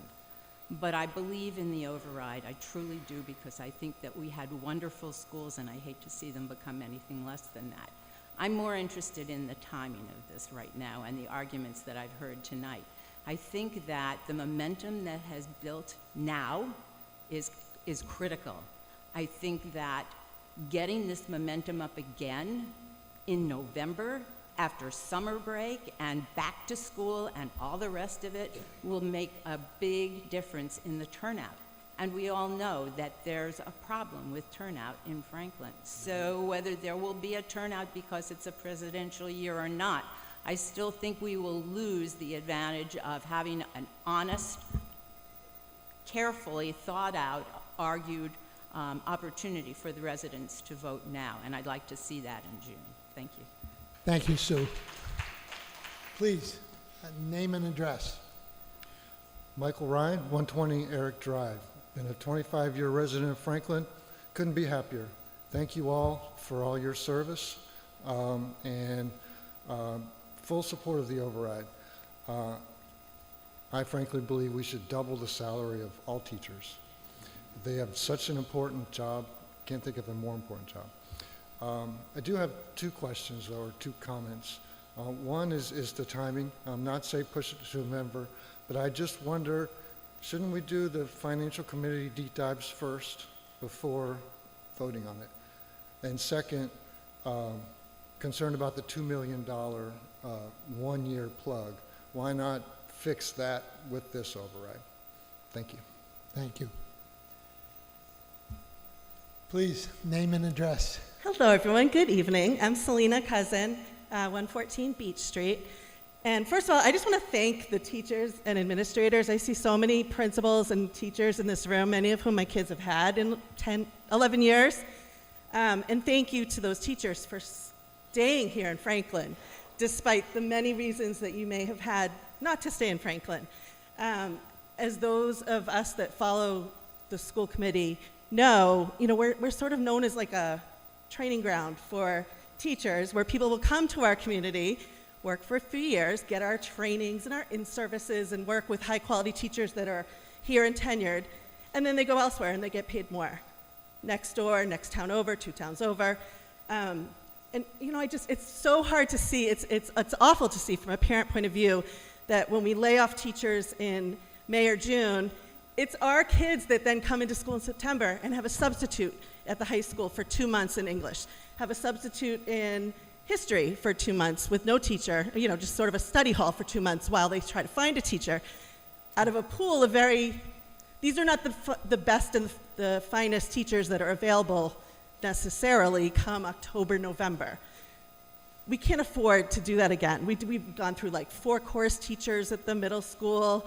We've had 5 or 6 assistant principals in the 5 years since my kid was at middle school. I mean, it's just the turnover is unacceptable, and I think our kids deserve more, our teachers deserve more, and I absolutely think we need our override to be voted on sooner rather than later so that we don't lose any more teachers. Thank you. Thank you. Please, name and address. Ken Ojuku, 73 South Street, Franklin, clearly. I had 2 points and then a question.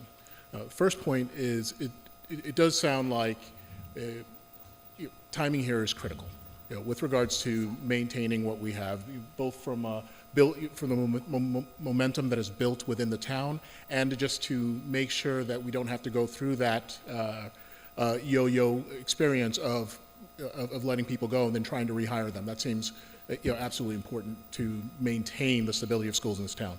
The second point is, just to echo what the gentleman before me said, I worry about that 2 million deficit if we end up having to use that, if we don't do enough of an override now, if we don't try for it. I mean, ultimately, this is going to be a decision of the town. But my third point, which is really a question, is just, and Lucas, I think you shared this, but could we just be explicit around, what's the timing here? What's next?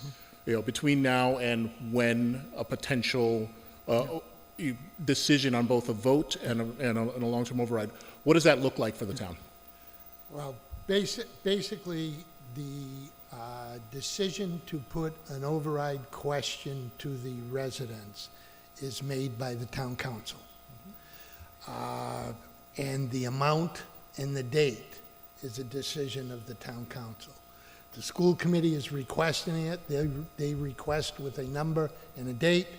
We discuss it. That vote will be taken on May 1st, which is a week from today. Okay. The school committee meets next Tuesday as well. So between Tuesday and Wednesday of next week, those decisions will be made. Okay. Thank you. Another familiar face. Good evening, everyone. Roberta Trahan, 1 Green Street here in Franklin, lifelong resident. Thank you all for being here this evening and offering us the opportunity to sit and listen and discuss.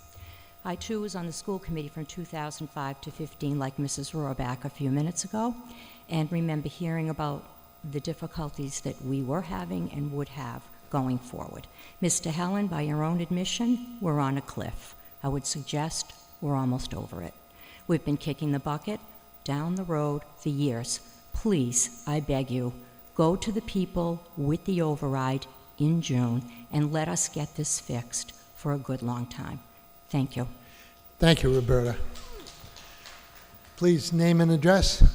Jesse Fanuelli, 680 Pleasant Street. I heard many good points tonight. One of the things about the inflation and the worth of our house, I love my home, but no way do I think it's worth $600,000. But that's not a Franklin issue, that's a inflation issue of the whole country, right, or especially Northeast. I think it's great. What are ways that we can find new revenue? I also empathize with many of us in this town with financial hardships. My wife and I have 2 children in the school. One is graduating, and our youngest is in 7th grade. And I'm not worried for her. We're both educators, my wife and I. We know how to fill in the gaps. We know how to stay on top of things. I'm worried about so many other children in this district. Long time ago, a friend of mine shared with me the difference between ignorance and stupidity. Ignorance is not knowing, it's not having the education. Stupidity is having the education, but still making the same decision over and over again. If we don't invest in our schools, not only will our children suffer, our community as a whole suffers. That is not an opinion, that is fact. So let's not claim ignorance, please. Thank you. Please, name and address.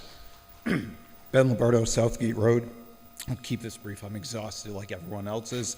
And thank you to all of you who replied to my emails over the last few weeks. Let me just state for the record, I'm in favor of the override vote in June. Just so we're clear, the current tax rate here in Franklin is $11.79 per thousand. Rentham, $12 per 1,000. Bellingham, $12.86. Medway, $14.40. Norfolk, $15.57. Millis, $16.42. Milford, $13.29. We pay a lower tax rate than every other town surrounding us. I bring up Milford specifically. I'm a teacher there at Milford High School. We don't have issues of reductions in force or teacher layoffs. We talk about, like how much to pay our teachers. Folks, the starting salary for a teacher here in Franklin is about $8,000 to $9,000 less than a teacher in Milford. That's absurd to me. And I'm on the union there. I'm on the contract committees. We pull up these numbers for all the neighboring districts. So please put the vote to an override in June. Thank you. Thank you. Is there anyone else that has not spoken that would like to speak? I'm impressed we were able to get through everybody that wanted to speak, an opportunity to speak. I didn't think we were going to either. Is there anyone at the table that would like to, that has any comment? I will close the joint public hearing on the question of an override and date, but I would first, before you all leave, I would like to say thank you for coming out. We saw, and I think the best count was over 400 people here this evening to talk and listen to each other's comments and questions, the pros, the cons. The group you're looking at in front of you have some very, very difficult decisions to make over the next week. And I do believe that we're all equal to that task, and I think we will. I'd like to thank all the department heads, all the teachers, all the school administration, the municipal administration. Thank you all for being here this evening. Thank you for working so hard for the best community in the state of Massachusetts, which is Franklin. So thank you, one and all. Thank you.